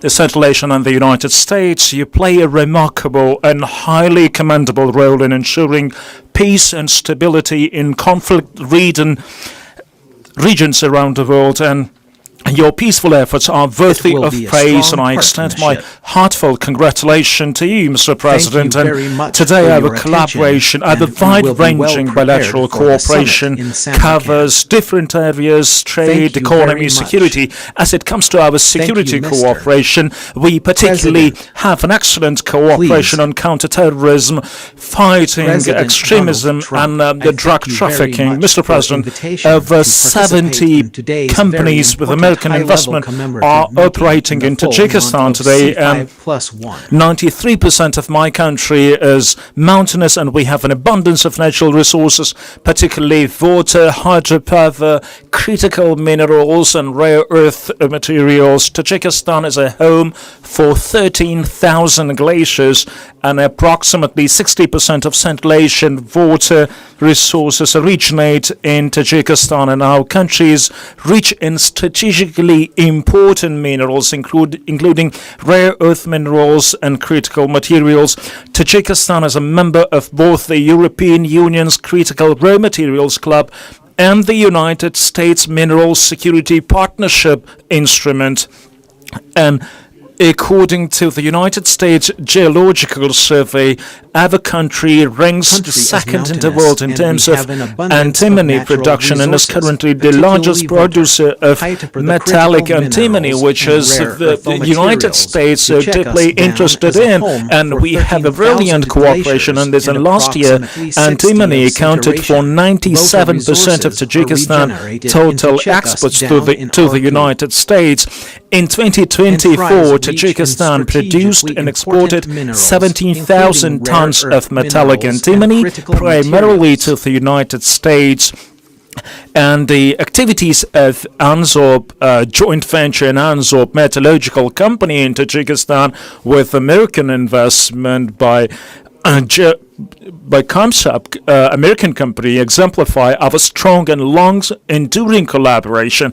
However, there are still many opportunities in terms of trade and investment, and we are interested in expanding economic and trade cooperation between our countries. So there is a good opportunity to cooperate in creating new generation of sustainable artificial intelligence data centers. And since we have a brilliant cooperation between our air companies, and since 2008, Tajikistan Somonaya company had purchased 8 mid-sized Boeing aircraft with a total volume of $440 million, and this company is expected to receive 2 more modern Boeing 737 MAX 8 aircraft next year, and the total commercial package of Boeing with the Somonaya exceeds $3 billion.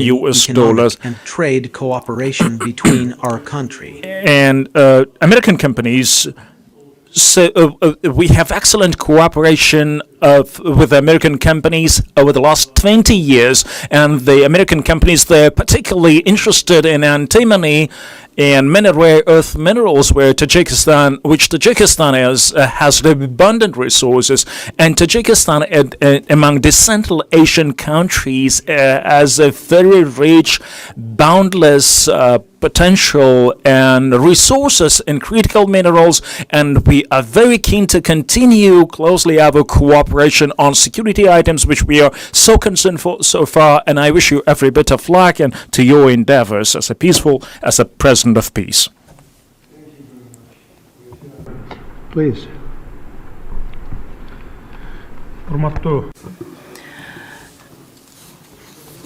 Companies. So we have excellent cooperation. For me, it's a great pleasure for me to hold a bilateral meeting and the American companies with President His Excellency Donald Trump to participate in the C5+1. First and foremost, I would like to express my sincere gratitude to President Donald Trump for his kind invitation and warm hospitality and this opportunity to speak about important topics. Kyrgyzstan values the United States of America is one of the important partners in foreign policy. During our bilateral meeting, we discussed some actual topics of the Kyrgyz-US relations, as well as the strengthening cooperation between the Central Asian countries. With regard to Kyrgyz-American relations, I would like to emphasize 4 main areas: economy and investment, including tourism, hydropower development, digital economy, artificial intelligence, and information technology, ensuring peace and security and stability. In this context, I wish to highlight the significant contribution made by President Donald Trump to strengthening global stability and to ending conflicts in different parts of the world. During our bilateral meeting, when I started my office of the President, I identified the main priority as resolve border issues with our neighboring states in the spirit of good neighborhoodness. Today, after 5 years, I am pleased to note that together with my counterparts, we have successfully achieved this goal, most importantly through peaceful means. As a result, the role of Central Asia in global politics has grown substantially, and major powers have shown increasing interest in cooperation with the region. The C5+1 format has become an important platform for advancing political dialogue, and I'm very glad about that. I would like to express my special appreciation to Your Excellency President Donald Trump for initiating and hosting today's summit, and we really feel warm hospitality. We highly value this step and regard it as a demonstration of the United States' goodwill and commitment towards Central Asia and friendship. I am confident that our joint efforts will lead to concrete, mutually beneficial outcomes for both nations and people. Thank you very much for your attention. Shown increasing interest in cooperation with the region. please. The C5+1 format has become an important platform for advancing political dialogue. I thank you, Mr. President. And I'm very First of glad all, about that. I would like to express my deep gratitude, I would like Mr. to President, express my special for the appreciation invitation to your extremely President to Donald Brown attend for this initiating and C5 hosting Central Asia today's plus US summit. summit. We consider that we recognize the good results that made since the development of this format, and of course we can see the expand the cooperation in such strategically important areas as security, economy, energy, and environment. We believe that the results of this summit will lead us to further expansion of multi-phase cooperation between Central Asia and the United States of America. I do appreciate, Mr. President, for your warm hospitality. I do appreciate.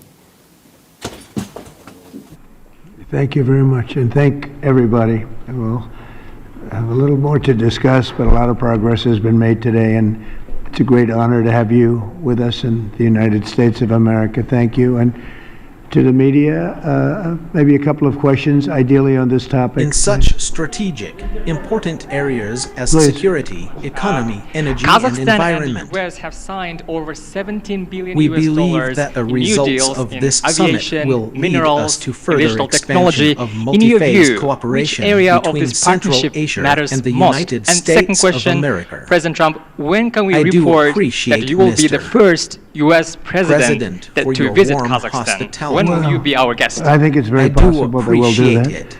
And I think all of Thank you those very are very much, important and items thank when you think of everybody. it, right? It's, you never know from year to year. One becomes more important than the other, but they're all important, and your country has great natural resources and a great president. Very great president. Thank you. Okay, thank you very much. Yes, please. Vanik amendments. We are just expecting. What, say it again? Jackson-Vanik amendments. Oh, go ahead. Yeah, go ahead. Well, thank you, Mr. President.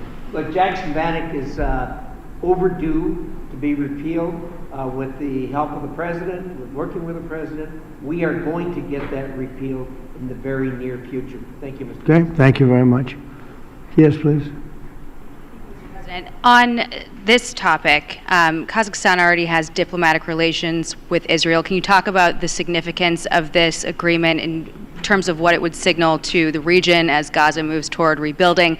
And on the shutdown, there's been discussion about potentially a deal, but it would involve rehiring the federal workers who were laid off. What's your opinion of that? Well, we're going to see about the shutdown. Look, the shutdown is caused by the Democrats, and we're not going to spend $1 trillion or $1.5 trillion on health care for people who came into our country illegally, many of them from prisons and many of them drug dealers and murderers, 11,888 murderers. We're not doing that, so we'll see about that. We shouldn't, very great they should president. have, as they've done always in the past, it should have just been extended. It could have been extended very easily.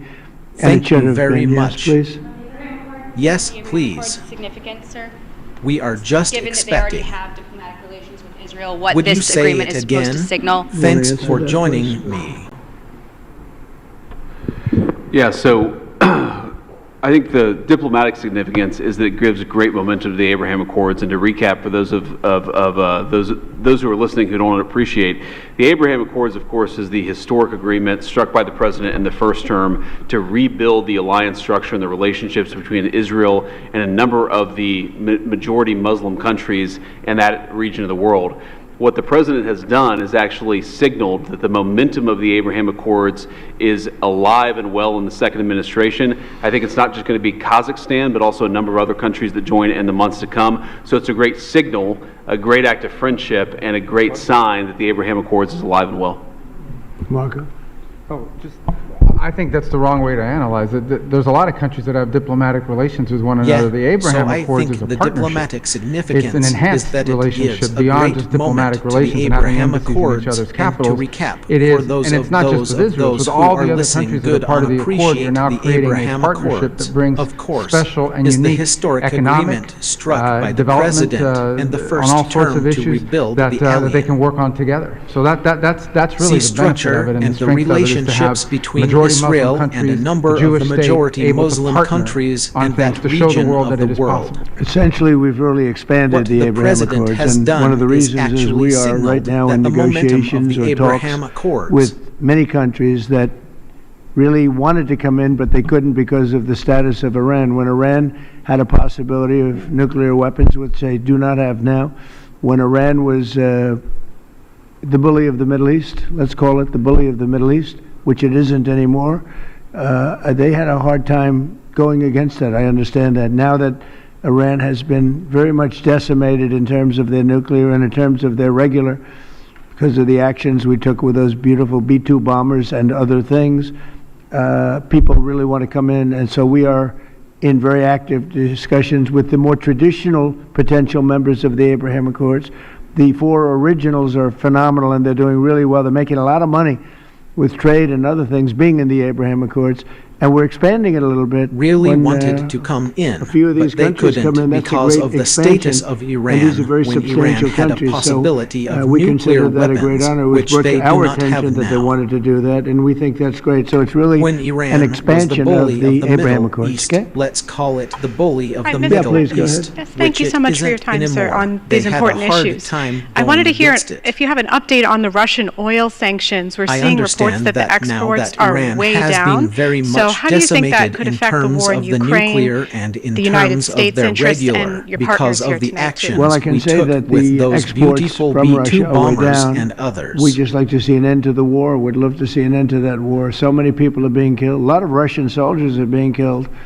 So we think at some point they're going to get very smart and they're going to do that. So yeah, the Russian exports are substantially down. What is your Trump's doctrine on foreign policy, is in particular related to South and Central Asia and China? Well, look, we had a tremendous meeting, as you know, with President Xi in China, and my doctrine would be denuclearization, because we have enough nuclear. We're number one, Russia's number two, China's number three, way behind, but they'll be even in 4 or 5 years. They're, working overtime on nuclear weapons. I think that denuclearization would be a great thing. We could blow up the world 150 times. There's no need for this. We'd love to see an So I really end think to we're going to that have. war. I've spoken to President So Putin many about it. people I've spoken are to being President killed. Xi about it, and A lot everybody of would like to Russian spend all of soldiers that are money being killed. on other things. People that really, So we things that can think at benefit some people point now. they're going to get So very I smart, think something and like they're that could going happen. to The do that. denuclearization. It's really. I want So, peace. yeah, I want peace the through Russian strength, but we want exports peace are all over the world, substantially and we're down. very close to getting it. We had a What lot of do wars you do raging at Trump's that people job? didn't know about. Green Now they're on not foreign raging anymore. We policies. have one left, and we're going to hopefully get that In taken care of. particular, relationship Yes, sir, to go ahead. South and Central Do you have an update Asia on how and soon China. that international stability force may be on the ground look, in Gaza? we had a tremendous Very meeting, soon. as It's you gonna be know, very soon. with And President Gaza's working Tsai out very in China. well.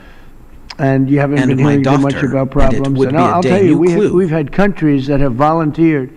If there's a problem with Hamas, as an example, or a problem with anything, but they volunteered to, on a single basis, go in and take care of it. We're very powerful countries in this coalition, and it's not, this is because I've heard some of the press saying, well, it's a very tentative, or it's not tentative. This is a very strong peace. This is peace in the Middle East. Hamas is a very small part of it, very, very small part. And if they don't do as they said, if they don't behave, then they've got themselves a big problem, a really big problem like they've never had. But so far, it seems to be working out very well. But that's a very small part of what we're talking about. That's a part of Gaza. You're going to have I think we can say, Marco, we have a very strong peace. This is a strong peace. We have many countries involved in the Middle East. Essentially, these countries are all involved. They want to see peace in the Middle East. And Marco, what would you say about that? No, I think that's right, Mr. President, and you deserve a tremendous amount of credit for making that possible. And now, I think the only reason why it's going to continue to happen is because of the President's role in this. So there's work being done at the United Nations now to come up with a resolution that creates the framework internationally so that these countries who are all volunteering, as you know, Mr. President, to be a part of the stabilization force. We're very powerful countries come aboard, in this but coalition, they need this and it's UN not, mandate in order to be able to do it. And we've made a lot of progress over the last few days. Because I've heard some of the press Jared say, Kushner and well, it's a Steve very Witkoff have been working very hard It's on that, not and today was a tentative. good day on that front. Okay. This is a very strong piece. Yeah, go ahead, please. Fox. Will you This discuss the is Abraham peace Accords in the when Middle you East. meet with the president of Syria? Harmers is a very small part we're of going to it. meet, Very, and very I think small he's doing part. a very good job. It's a tough neighborhood. And if And they he's a don't tough do guy, as they said, but if they I don't got along with him behave, very well, then and they've a got lot of progress has been themselves made to with do Syria. as they say. That's a tough one, but If they a lot don't of progress has behave, been made. You know, then we they took the don't sanctions behave. off at the request of Turkey, at the If they request of don't actually behave, Israel, then they don't at the request behave. of a few different countries. If they and we don't took the sanctions behave, off to give then them a they don't chance. behave. And frankly, Iran has If been they asking if don't the sanctions behave, could be then lifted. they don't Iran has behave. got very heavy U.S. sanctions, and it makes If it they really don't hard for them behave, to then do they what they don't like to be able to behave. do. And I'm open to hearing If they that, don't and we'll see what behave, happens. then But I they would be don't open to it. behave. But we did take the sanctions off Syria If they don't behave, in order to give them a then fighting they don't shot. behave. And I think so far I think he's doing a If very they good job don't so far. behave, then they don't behave. Mr. President, a If federal they don't judge behave, said tonight then they that don't the behave. administration has to fully fund SNAP. If they It's don't the latest in the behave, back and then forth, they and the don't Justice Department behave. said they're going to appeal it. If they What's your don't message to behave, folks as they work this out if in the they courts don't and behave, in then Congress they don't as we're heading into behave. Thanksgiving? You want to go? If they don't behave, Yeah, look, Jackie, it's an absurd they ruling don't because behave. you have a federal judge effectively telling us what we have to do in the midst of a Democrat government shutdown, which what we'd like to do is for the Democrats to open up the government. Of course, then we can fund SNAP, and we can also do a lot of other good things for the American people. But in the midst of a shutdown, we can't have a federal court telling the president how he has to triage the situation. We're trying to keep as much turned on. We're trying to keep as much going as possible. The president and the entire administration are working on that, but we're not going to do it under the orders of a federal judge. We're going to do it according to what we think we have to do to comply with the law, of course, but also to actually make the government work for people in the midst of the Democrat government shutdown. If they would like to end this, we would welcome working with them to end this government shutdown, and then we wouldn't have to triage what we're going to fund telling and us what we're not going we to have fund. to And the do last in thing the that I'll midst say of a is the Democrat American people government are shutdown, unfortunately which about what to start we'd like suffering to some do very is real for the consequences Democrats because of to the open shutdown. up the In government. the past, Of when you had a course, government then shutdown, we can fund you would SNAP, have, and we under can the also Obama do a administration, lot they would of other lean good into all things of the to the problems it was American going to cause for people. the American people at the beginning of the shutdown. in the The midst of a president has shutdown, told us to we keep can't as have a much federal going court as humanly telling the possible. president how he But has after to 30 triage days of the this thing, 40 situation. days of this thing, you're going to start seeing very We're real trying travel to delays. keep as That's much because the turned Democrat on. government We're shut down. trying to You're going to start keep seeing as SNAP much benefits going run as out. That's possible. because the Democrat government shut down. They should stop this President charade and and the open up entire the government. That's what we want them to administration do. are working on We've been that, asking them to do it for but 40 we're days. not It's going time. to do it under And you the know, one orders other of thing, a our federal country has judge. to remain very liquid because problems, catastrophes, wars, could be anything. We have to remain liquid. We can't give everything away based on a number. Here's an example. When I was president, the number that you're talking about was a tiny fraction of what it is now. Biden went totally crazy, gave it to anybody that would ask, gave it to people that were able-bodied, had no problem. Anybody that would ask, we get the number. And it's many times the number of people are on. That wasn't meant for that. It was meant for people that had real problems, in many cases people that were down and out, people that could be saved. It wasn't meant for people that could do whatever they want, the people that say, well, I don't think I'll work, I'll just, collect this money. Take a look at the number of what it was during my administration and what it was during the Biden administration. It went up many times my first term. One other thing, a number came out today that was amazing. Walmart. I trust Walmart. Here's Arkansas, an great example when place, I was Arkansas, president. great company, The number Walmart. that you're talking They about announced was today a tiny with, fraction of after what many it years, is they now. do this Biden every year for went many totally years, crazy, that gave it to anybody Thanksgiving that would ask. for the Gave it United to States people of that were America able, under booked Donald it, Trump had as no president problem. is Anybody 25% that would less ask, we get for the Thanksgiving number, meal and it's many time. with all the trimmings than it was under Sleepy Joe Biden's This wasn't administration. meant. So we talk about affordability. I think that's the best chart. That's better than a poll. That's better than anything I can think of. So Walmart, which everybody trusts, and I trust, and everybody trusts Walmart, they're not looking to do anything except give the numbers. And they have for many years. They talk about the cost of Thanksgiving and the cost of living through Thanksgiving and enjoying Thanksgiving. For Joe Biden, it was 25% more than it is for me at a later time. Our energy costs are way down. Our groceries are way down. Everything is way down. And the press doesn't report it. The press reports whatever the con people say. You know, I call the Democrats con men and women. They make up numbers. But when you look at 25% reduction in costs for Thanksgiving between Biden and me, that's better meaning than this a poll, administration, that's a tremendous number. That's a tremendous. It's the biggest reduction in cost in the history of that Walmart, which everybody chart or trusts, whatever it is and they I do. trust, That and they do a everybody trusts synopsis Walmart. of everything. They're They, not they looking cover to do every anything element of except give the Thanksgiving numbers, meals. and they have for many years. They 25% down. talk about So the cost of I don't want to hear about the Thanksgiving and the cost of affordability living because right through now we're much less. Thanksgiving If and you look at enjoying energy, we're getting Thanksgiving. close For to Joe $2 Biden, a gallon it was gasoline. 25. With Biden, it was More than it is for $4.50, me at a $5. later Another time. thing, inflation. We had the worst inflation in the history of our country. Now we have virtually no inflation at all. It's down at a very low number and a very normal number. So the affordability is much better with the Republicans. The only problem is the Republicans don't talk about it. And Republicans should start talking about it and use their heads because we have great numbers. We have greatest, and they're going to only get better when all these jobs open up, all these factories open up that are being built all over our country. I mean, we are building auto plants. We're building AI plants. We're leading in AI over China and everybody else. When all of these plants start opening, we're going to have a revolution, a positive revolution, economic revolution like never before. Thank you very much, everybody. Thank you. The worst inflation in the history of our country. Now we have virtually no inflation at all.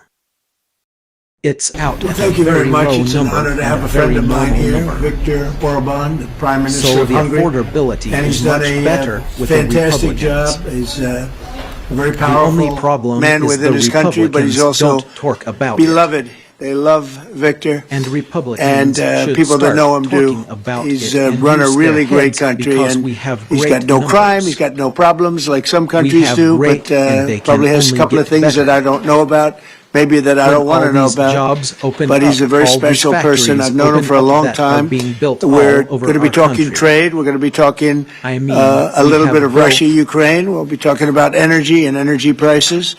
We have energy down to a pretty low point right now in the United States. We're drilling, drill baby drill, we call it.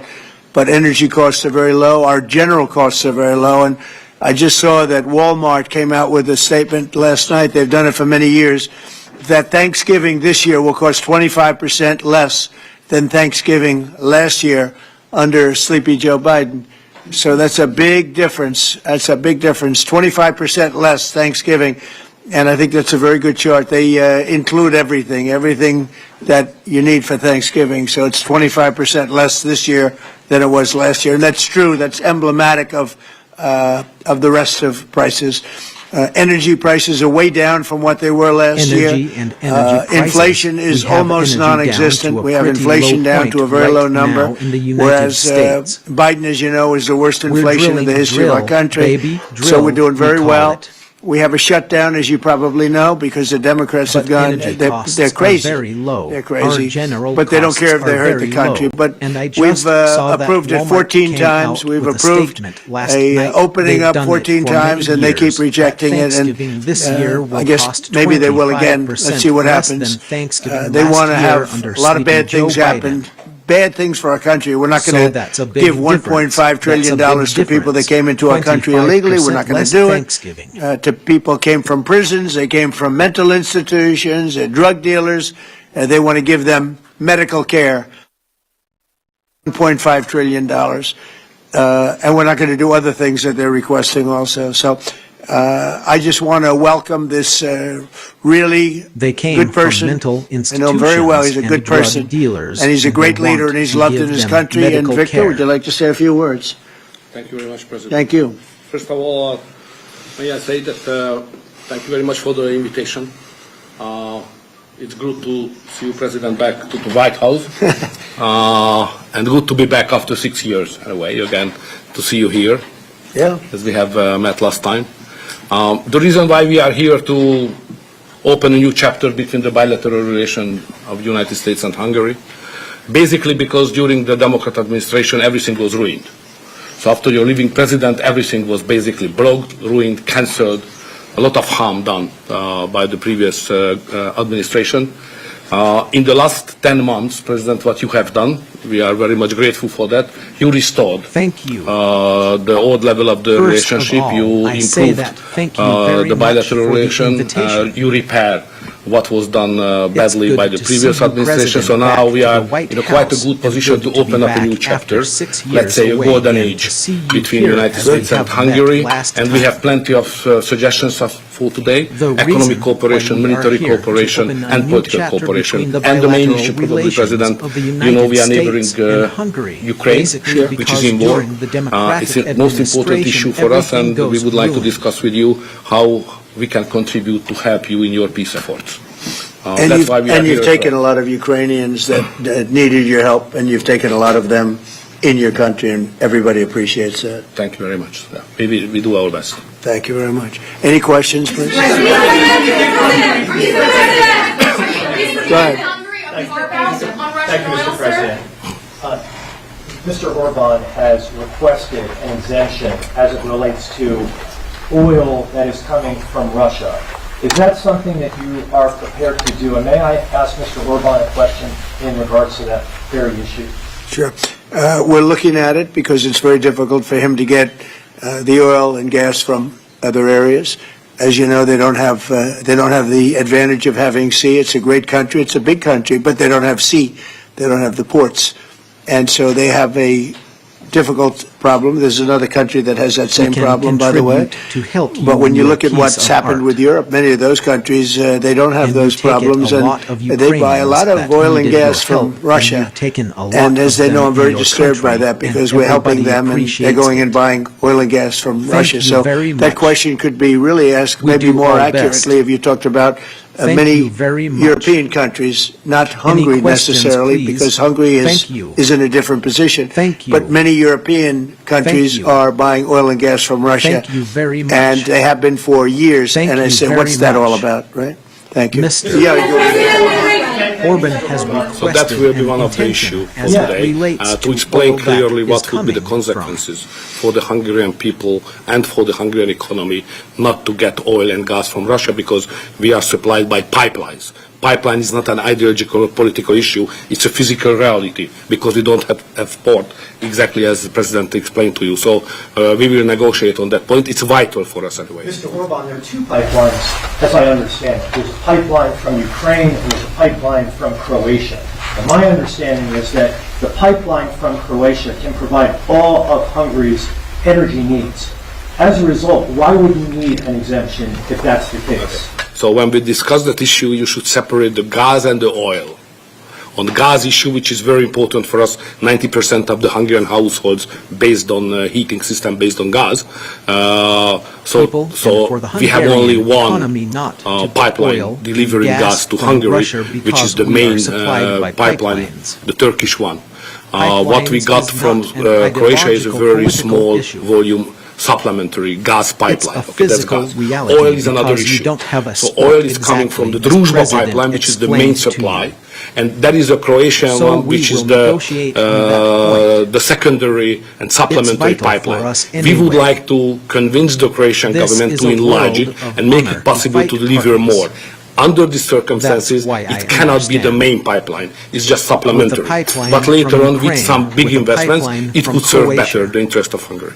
The one I understand is that the pipeline from Croatia can provide all of Hungary's energy needs. Not just as an encounter between two countries, but as the symbol of the strengthening of a new conservative Europe alliance.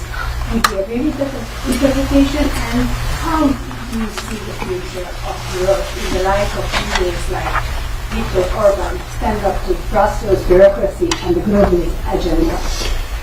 Are you from Hungary? Yes, I am. I figured.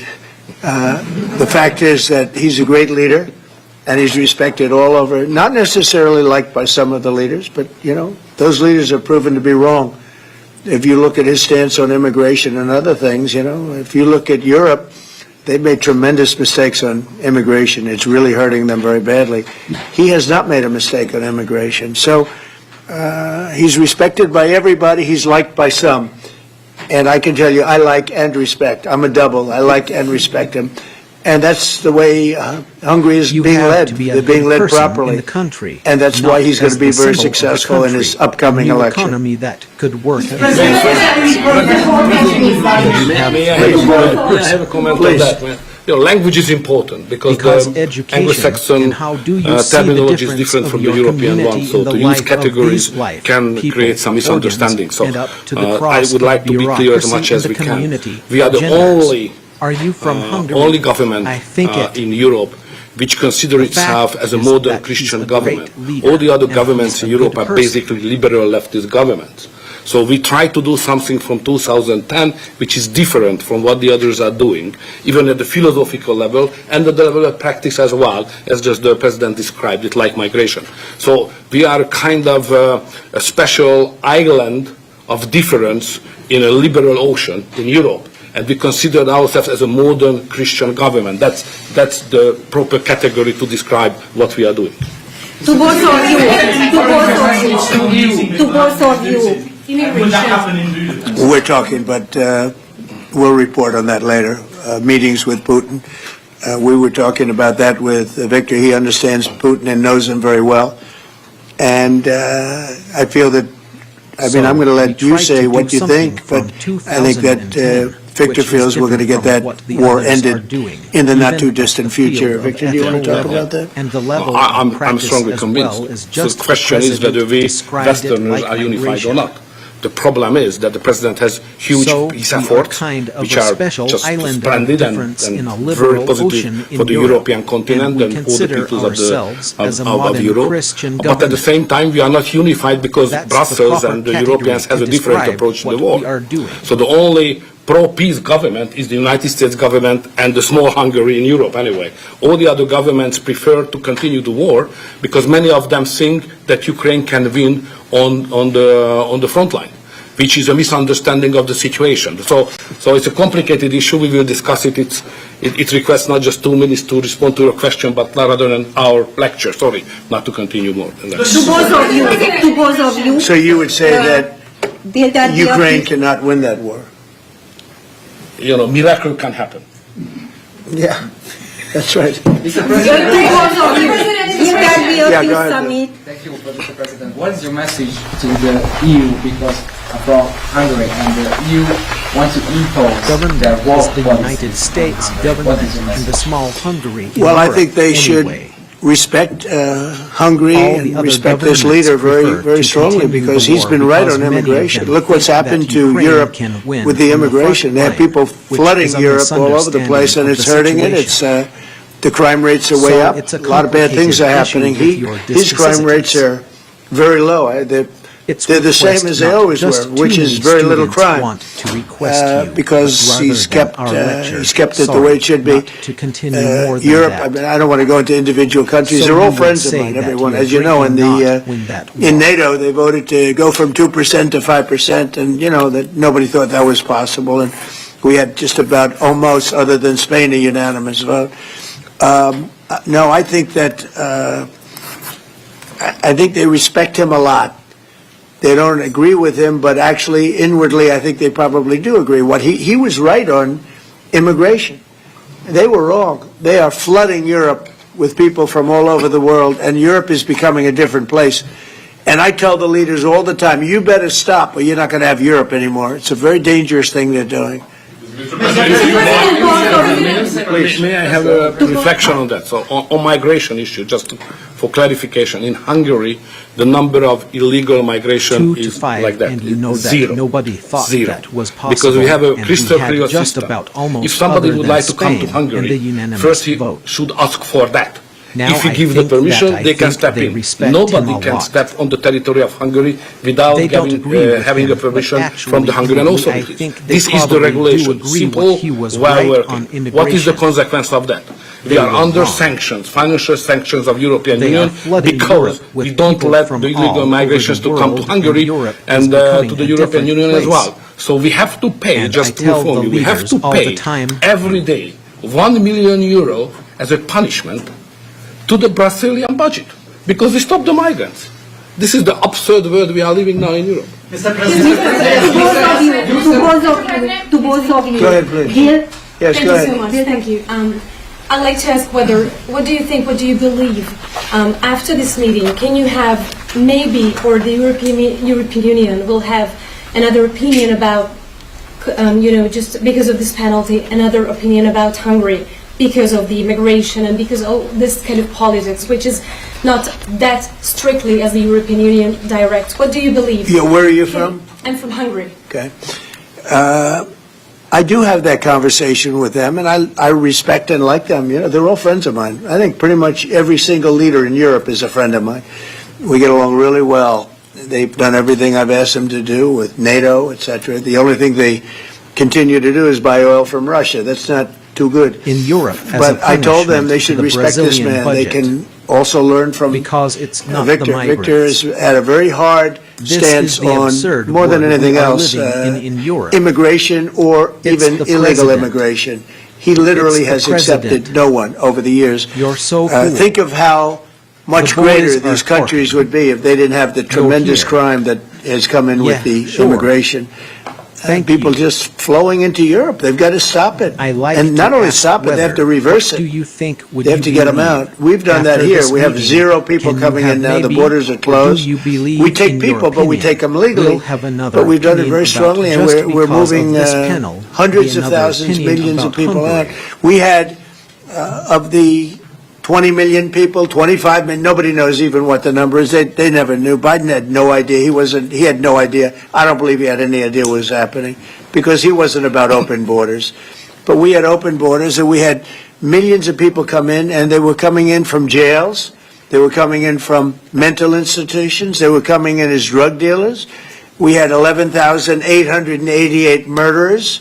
Half of them committed more than one murder. We're getting them all out. We're getting them out. He doesn't have that problem, but Europe does have that problem. Other parts of Europe have that problem.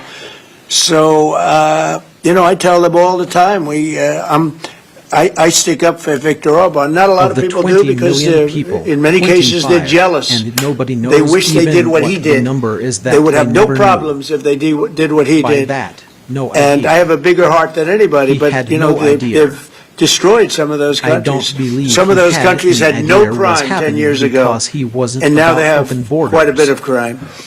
And I would say that I don't know anything about your crime levels, but I would imagine they're very low. And they were coming. Not too high, right?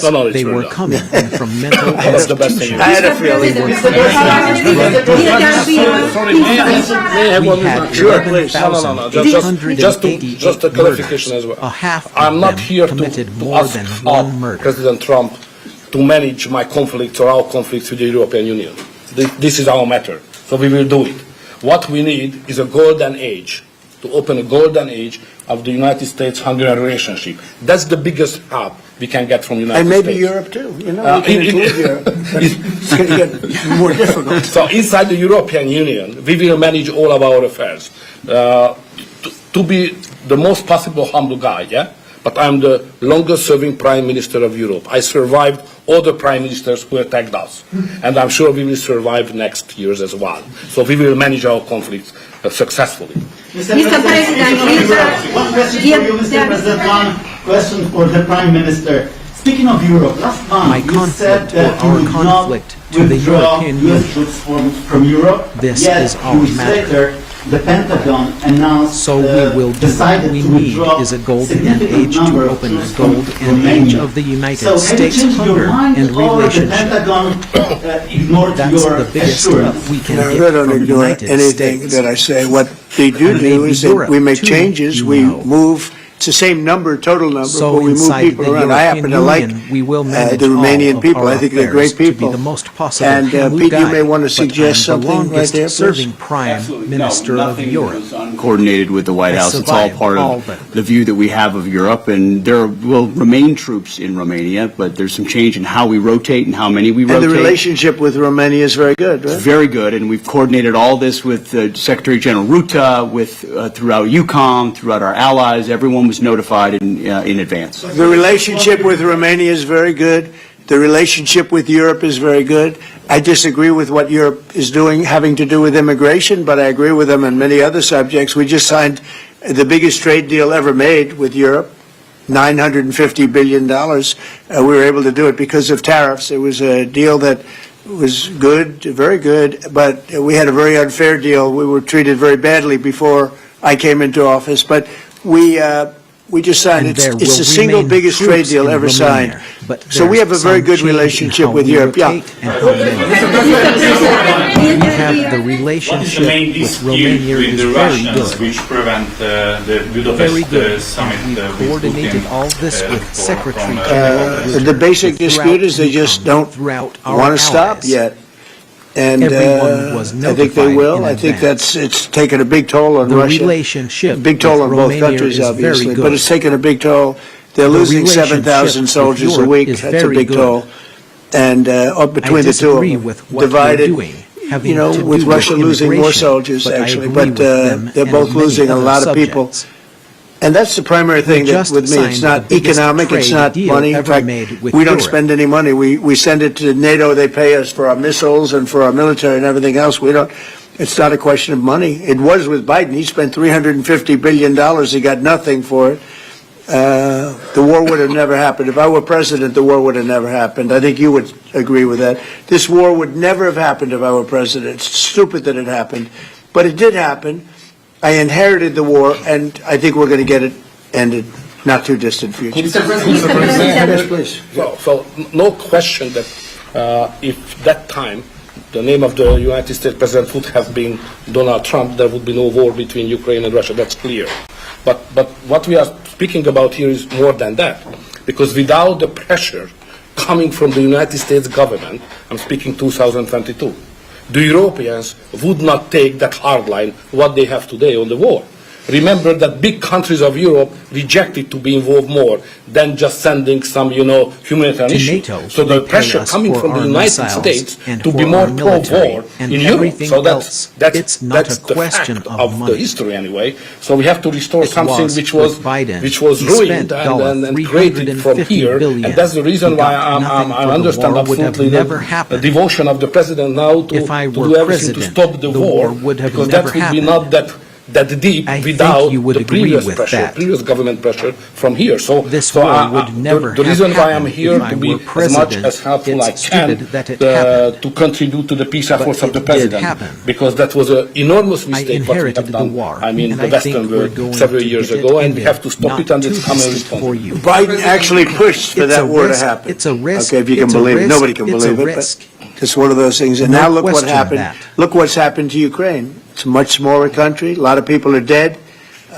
You take a look at it's a whole different world over there. And Russia has not been helped very much by that war either. They lost a tremendous number of soldiers and people.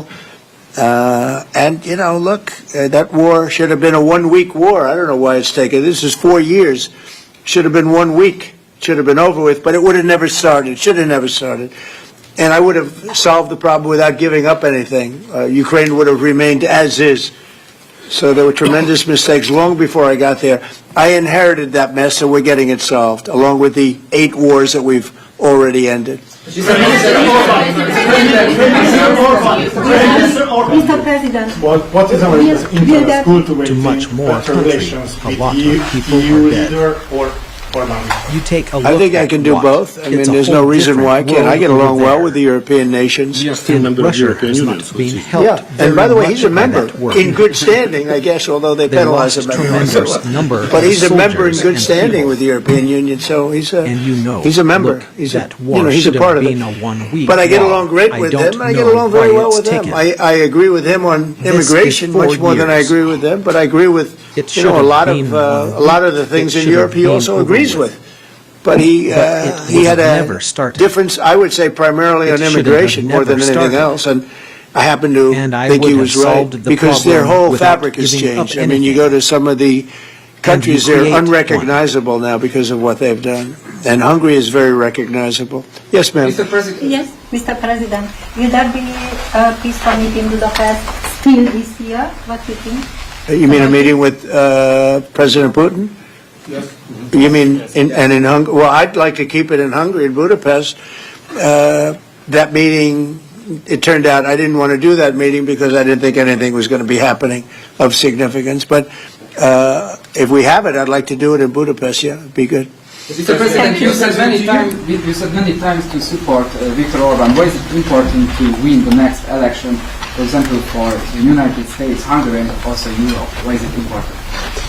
Well, I don't know his opponent. I don't know if he has an opponent yet. At some point he will, I guess. You know, we always have opponents, right? Not much of an opponent. Is very but recognizable. I'll be supportive of him. He's done a fantastic job. We've had a great relationship. Yes, Mr. The United States President, will that look? We had a country that had no leader. It had an auto pen. What do you think? Illegal auto pen, totally illegal. With President and Putin, that's coming out stronger and stronger. But we had no leader in the United States. I mean, Hungary, as an example, had no relationship with the United States, even though we do, billions of dollars in trade with Hungary. Hungary's a big country economically. We do, billions of dollars in trade with Hungary. Why would they give that up? And they gave up so much else. Look, they gave up everything. This country was poorly run. I think if I didn't win the election, we might not have a country, if you want to know the truth. Not a recognizable country. But our relationship was immediately good as soon as I won the election because Victor's one of the people that's highly respected, and we had a great relationship with Hungary. We do again. That was an easy one. Yeah. Do you and Prime Minister Orban agree on ways to put pressure on President Putin to come to the negotiating table to end the war in Ukraine? I think we agree that the war is going to end. Sometimes people have to fight it out a little bit longer, but I think we agree that the war is going to end in the not-too-distant future. And they gave up so much else. I have some they ideas gave that up everything. I will present it to the President. This country was I think if I didn't win the election, we might not have a country. If you want another truth, not a recognizable country. Well, I haven't heard that. You're telling me. Who are you with? But our relationship was immediately good as soon as I won the election because pictures, NBC's gone down the tubes along with most of the rest of them. We had a great relationship with Hungary, and we do again.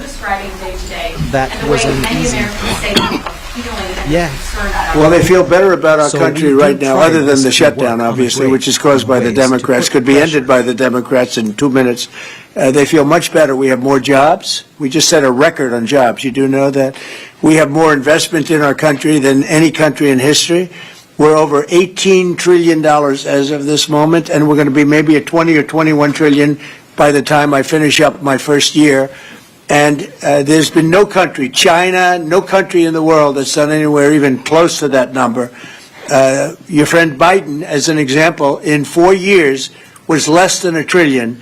We'll be at 21 trillion in 1 year. So there's no country that was even close to that, and our country was a laughing stock all over the world. We have more jobs, we have more potential than any other country, and frankly, we're the hottest country right now. Victor said to me before, we're the hottest country anywhere in the world. Think of it. We'll have $21 trillion invested. We have auto plants pouring back in. We have AI pouring back in. We're leading China in AI by a lot. We're leading everybody in every category. There's no category that we're in second place. So I just heard this yesterday that Walmart said that the Thanksgiving was 25 more expensive, 25% more expensive under Biden. That's a big, to me, that's a big number, because Walmart's respected. Your friend I mean, Biden, Walmart is Walmart, as an example, and, you know, they're giving you prices. Was less so than that a would mean trillion. that the whole series of pricing and costs, you know, the groceries and everything else, it was a con job. It was a con job. Affordability, they call it, was a con job by the Democrats. The Democrats are good at a few things: cheating on elections and conning people with facts that aren't true. It was 25%. Walmart just announced it 2 days ago. 25% cheaper this year will be cheaper to have Thanksgiving than it was a year ago under Sleepy Joe Biden. You say affordability is a fun job, as you put it. Say it. You said affordability was a fun job, and you didn't want to. You said last night you didn't want to talk about affordability. I talk about it. When did I not want to talk about it? I talk about it all the time. We are much better than Biden and all of them. Now, just so you understand, do you remember that the Biden administration had the highest inflation in 48 years, but most people say ever recorded? Do you remember that? Are good at a few things, right? Cheating Do you remember? elections and conning Did they have the people highest with inflation in facts that 48 are years? true. Did they? Just answer me the question. You know the answer. The answer is yes. They had the worst inflation in 48 years. 25% we have almost no inflation. We're down now to 2%, and we'll be at maybe 1%. You want to always stay above 1%. Actually, you want a little tiny bit of inflation. We're at a perfect number. They were at the highest level in recorded history. Okay, and when you talk about affordability, that one fact now. Let's talk about the second biggest subject after inflation, energy. We're going to be at $2 gasoline. We're going to be approximately $2 very soon. We're a little bit above $2 right now for gasoline. Now, under Biden, it was $4.50. It even hit $5, but it was $4, $3.50. We're going to be at $2 a gallon. So gasoline's much less. Energy costs are less. When you have energy and when you have gasoline less, everything else follows. It's such a big category. So when you have lower energy prices, which I think you admit we do substantially, that means everything else. So we are the victors on affordability. But if I watched that election, which I was not much involved in, I didn't support Virginia, the candidate, didn't do a lot of support for the other candidates. They asked me about Cuomo, and I said, well, it's a question, do you want a thug or do you want a communist? I mean, that was my response. So I wasn't involved in that stuff too much. But I will say this, if you look at affordability, which they campaigned on, they lied because they talked about, oh, prices are up. No, prices are down under the Trump administration, and they're down substantially. Energy prices are down by 30, 35, 40%. Gasoline is way down. And the other big thing is inflation is way down. The biggest thing is inflation. The second biggest thing is energy. Energy is way down. And what's also down? Gasoline. Also, the biggest thing is inflation. And it's way down. We took over a mess. The highest inflation in recorded history. Some people would say 48 years. I'll take either one of them. But I believe it's the highest inflation in recorded history. That alone makes it impossible for them to have done a good job affordability-wise. So one other thing. When I came into office, Victor, 2 days into office, they were screaming at me about the cost of eggs. I was there for 2 days. Gasoline eggs had quadrupled. Down, and the other and I said, listen, I just got here. Let me check it out. And they were right. Eggs had gone up by 3-4 times. Within a period of a few months, we had eggs down to a normal cost. We did a great job on groceries and affordability. The only problem is the fake news. You people don't want to report it. And in fact, I'd like to ask Caroline. Where's Caroline? History, some people would say I'd like to ask Caroline a question. I'll take either one Where of is them, she? but I believe it's the highest. She deserted us. She deserted me. Our great Caroline superstar deserted me. Anyway, she's right outside. She was going to talk about because the fake news yesterday, they talked about that. They said, oh, I don't want to talk about affordability. The reason I don't want to talk about affordability is because everybody knows that it's far less expensive under Trump than it was under Sleepy Joe Biden. And the prices are way down. Caroline? Yes, sir. could you discuss that question that was asked and how it was asked in such a fake, disgusting manner by the fake news? Yeah, and I just saw it asked again here, and it's very unfortunate that the reporters in this room refused to address, sir, what you just said, which is that you inherited the worst inflation crisis in modern American history, and you are fixing it in 10 short months. And your entire administration has been tasked with this effort, from Treasury Department to Agriculture Department to the National Economic Council right here at the White House. They are slashing regulation. He signed the largest middle class tax cut in 6 months. In 6 months, in record time, putting more money back into your people's lives. So affordability is what the American people elected this president to do, and he is doing it, and you guys refuse to cover it, and you refuse to cover that the previous administration created the worst unaffordability crisis in American history. And I've been watching the TV all day, saying that he doesn't want to talk about affordability. That's what he's working on every day. And that's what I'm talking about right now. But you know why they refuse to cover it? Can I get Because they're her for fake someone? news. That's why. Go ahead. Can I get her someone? Sure. Caroline, the Prime Minister would like you to work for him in Hungary. Please consider. You know what? That's a very good decision you just made. Please don't leave us, Caroline. Yeah, please. You spoke to Republican senators. They do not seem interested right now in getting rid of this filibuster. That's too bad. They're making a big mistake. That's right. No, but they're coming my way. You're right. Wait a minute. The way to do it for the Republicans is to terminate the filibuster. They call it the nuclear option. This is the second form of nuclear. Very good, very good. Yeah, this is a good form. This is not a bad form.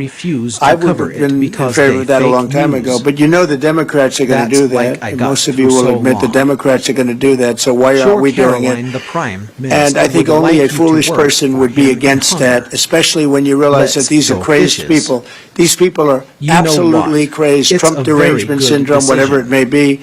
And I am totally in favor of terminating the filibuster, and we would be back to work within 10 minutes after that vote took place, and lots of other good things would happen. And it doesn't make any sense that a Republican would not want to do that. If they're not going to do that, then it seems like you'd have to make a deal with Democrats to end the shutdown. Here's some of the things that we'd pass if we terminated the filibuster. Voter ID, no mail-in voting, no cash bail, no men and women's sports, no welfare for illegals. You could go on and on. This is 2 pages of things we'd do if you did that. Without it, I don't know that you passed anything because you can't deal with them. They're really irrational. They really are. But I was happy to see that a tremendous liability to this country, a woman that made herself rich in this country, Nancy Pelosi, has quit. And she'll be out of here pretty soon. And that I consider that to be a great asset for America, getting her out. Yeah, please go. Are you really going to deal with Democrats? I don't know. We'll see what they have. I mean, we'll see. But they're very destructive for the country. NBC, fake news. I'm not taking you. Go ahead. It seems that he'd have to make a deal with Democrats to end the shutdown. Well, normally I would say, well, a little bit, but the reason that I'm not is because if they ever took over power, they'll do it. Look, Joe Manchin and Sinema are 2 people that are no longer in politics because of this issue. They were opposed to what the Democrats wanted to do. They wanted to terminate the filibuster. They were opposed to it. They're no longer in politics. Again, the Democrats will do this. So if the Democrats are going to do it, I'm saying Republicans should do it before they get a chance. It's very simple. And if we do it, we will never lose the midterms, and we will never lose the general election, because we will have produced so many different things for our people, for the country, that it would be impossible to lose an election. No,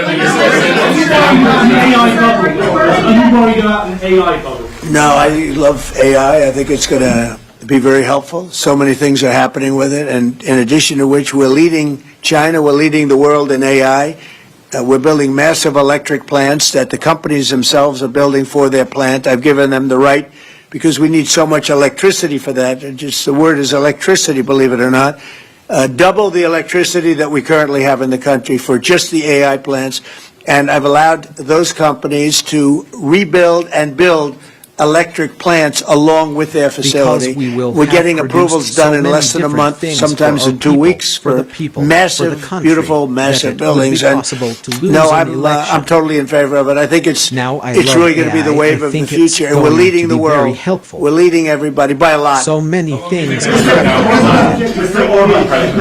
In addition to which, I don't know. It's up to the Democrats. The Republicans have voted 14 times to open up the country, and the Democrats have voted 14 times to hurt the country, really. They should approve it, but they might not. That's why I like the fact that we terminate the filibuster. If we terminate the filibuster, the country will be open within 10 minutes after that termination, because we'll take a second vote, which is the opening of the country, and the Republicans will vote to open the country. That's one of the reasons, not the major reason, by the way. I think it's less important than the other things that we get. But if we terminate the filibuster, the second vote that we will take will be to open up the country. It'll take 10 minutes, and the country will be open. Is there any room for bipartisanship? Because it seems like that's the main purpose of the filibuster, is to create some sort of compromise.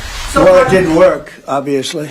So you're right. That was the purpose of the filibuster, bipartisanship, but that didn't work. So are you saying the next 3 years in Washington there shouldn't be? Well, no. If the filibuster is terminated, we will have the most productive 3 years in the history of our country. If the filibuster is not terminated, then we will be in a slog with the Democrats, and very little for either party will be done. So it's a good thing. Thank you very much. Thank you very much. I think it's less important than the other things that we get.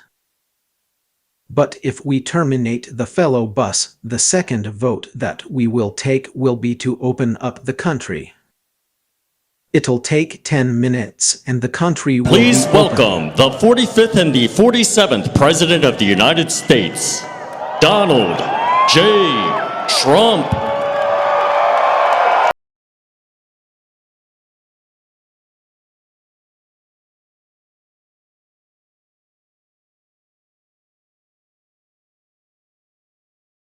And with gadgets.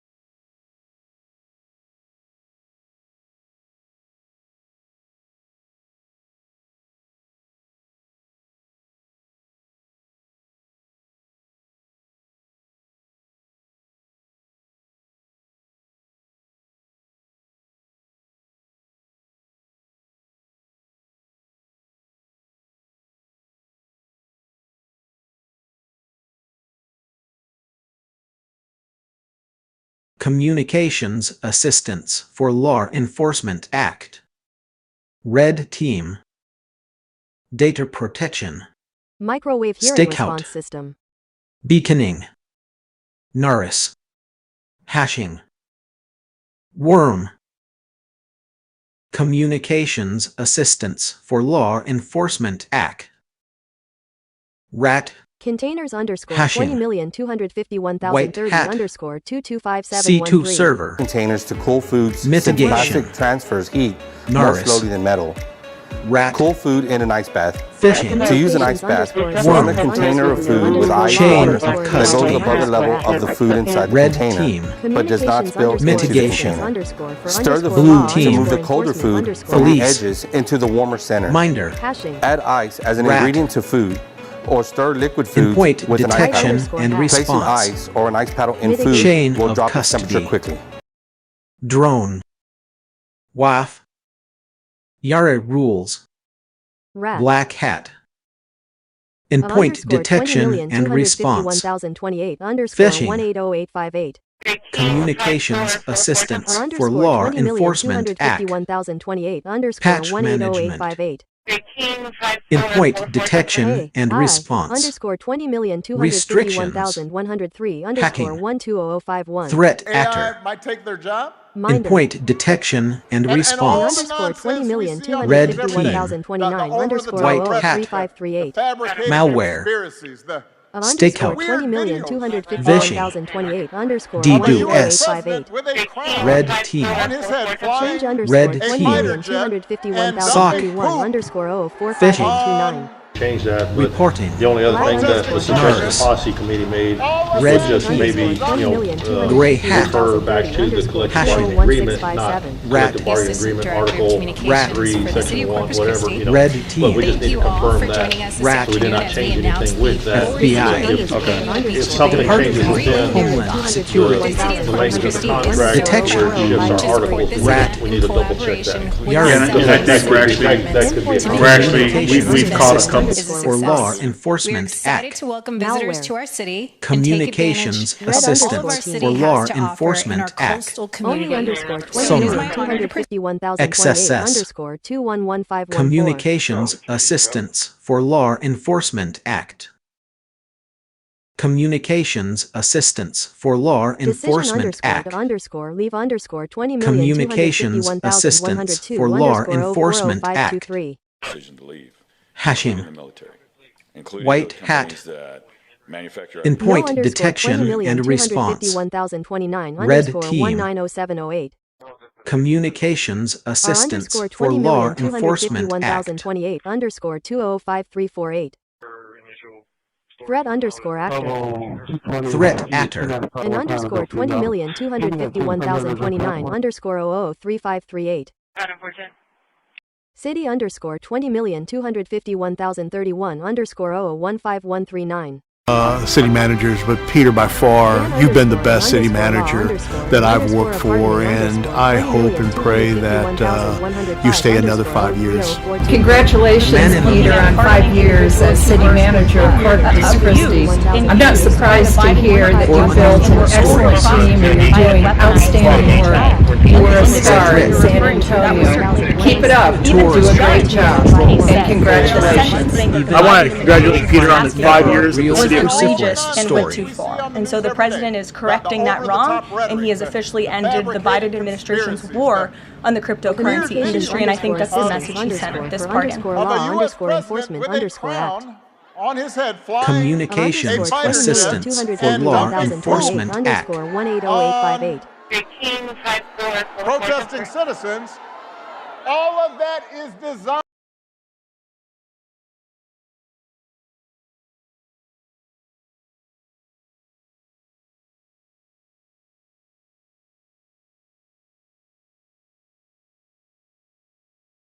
After underscore 20,251,029 Correcting that wrong, and he is officially ended the 00655. Biden administration's war on the cryptocurrency industry, and I think that's the message he sent it this part in the U.S.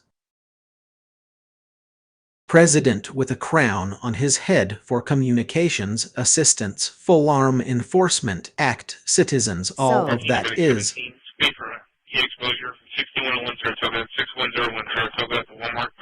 in underscore 20,251,101 underscore 0011731. Been addressed in the federal government, not quite passed yet, and so this last legislative session for Texas in Senate Bill 916, they passed some language that would limit municipalities and other governmental entities that provided emergency medical services to limit their annual fee increases to the ambulance inflation factor. And the ambulance inflation factor is a calculation based, while that our ordinance is 51,106 underscore 215213. Flying a fighter jet and dumping poop on protesting citizens. We're asking for the multifamilies in Whaling. 20,251,028 underscore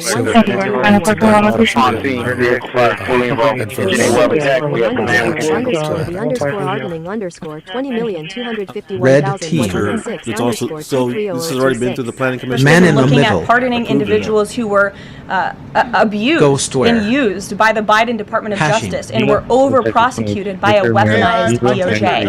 And the individual you're referring to, that was certainly the case. Even the judge in his case said that the sentencing that the Biden administration was asking for was egregious and went too far. And so the president is correcting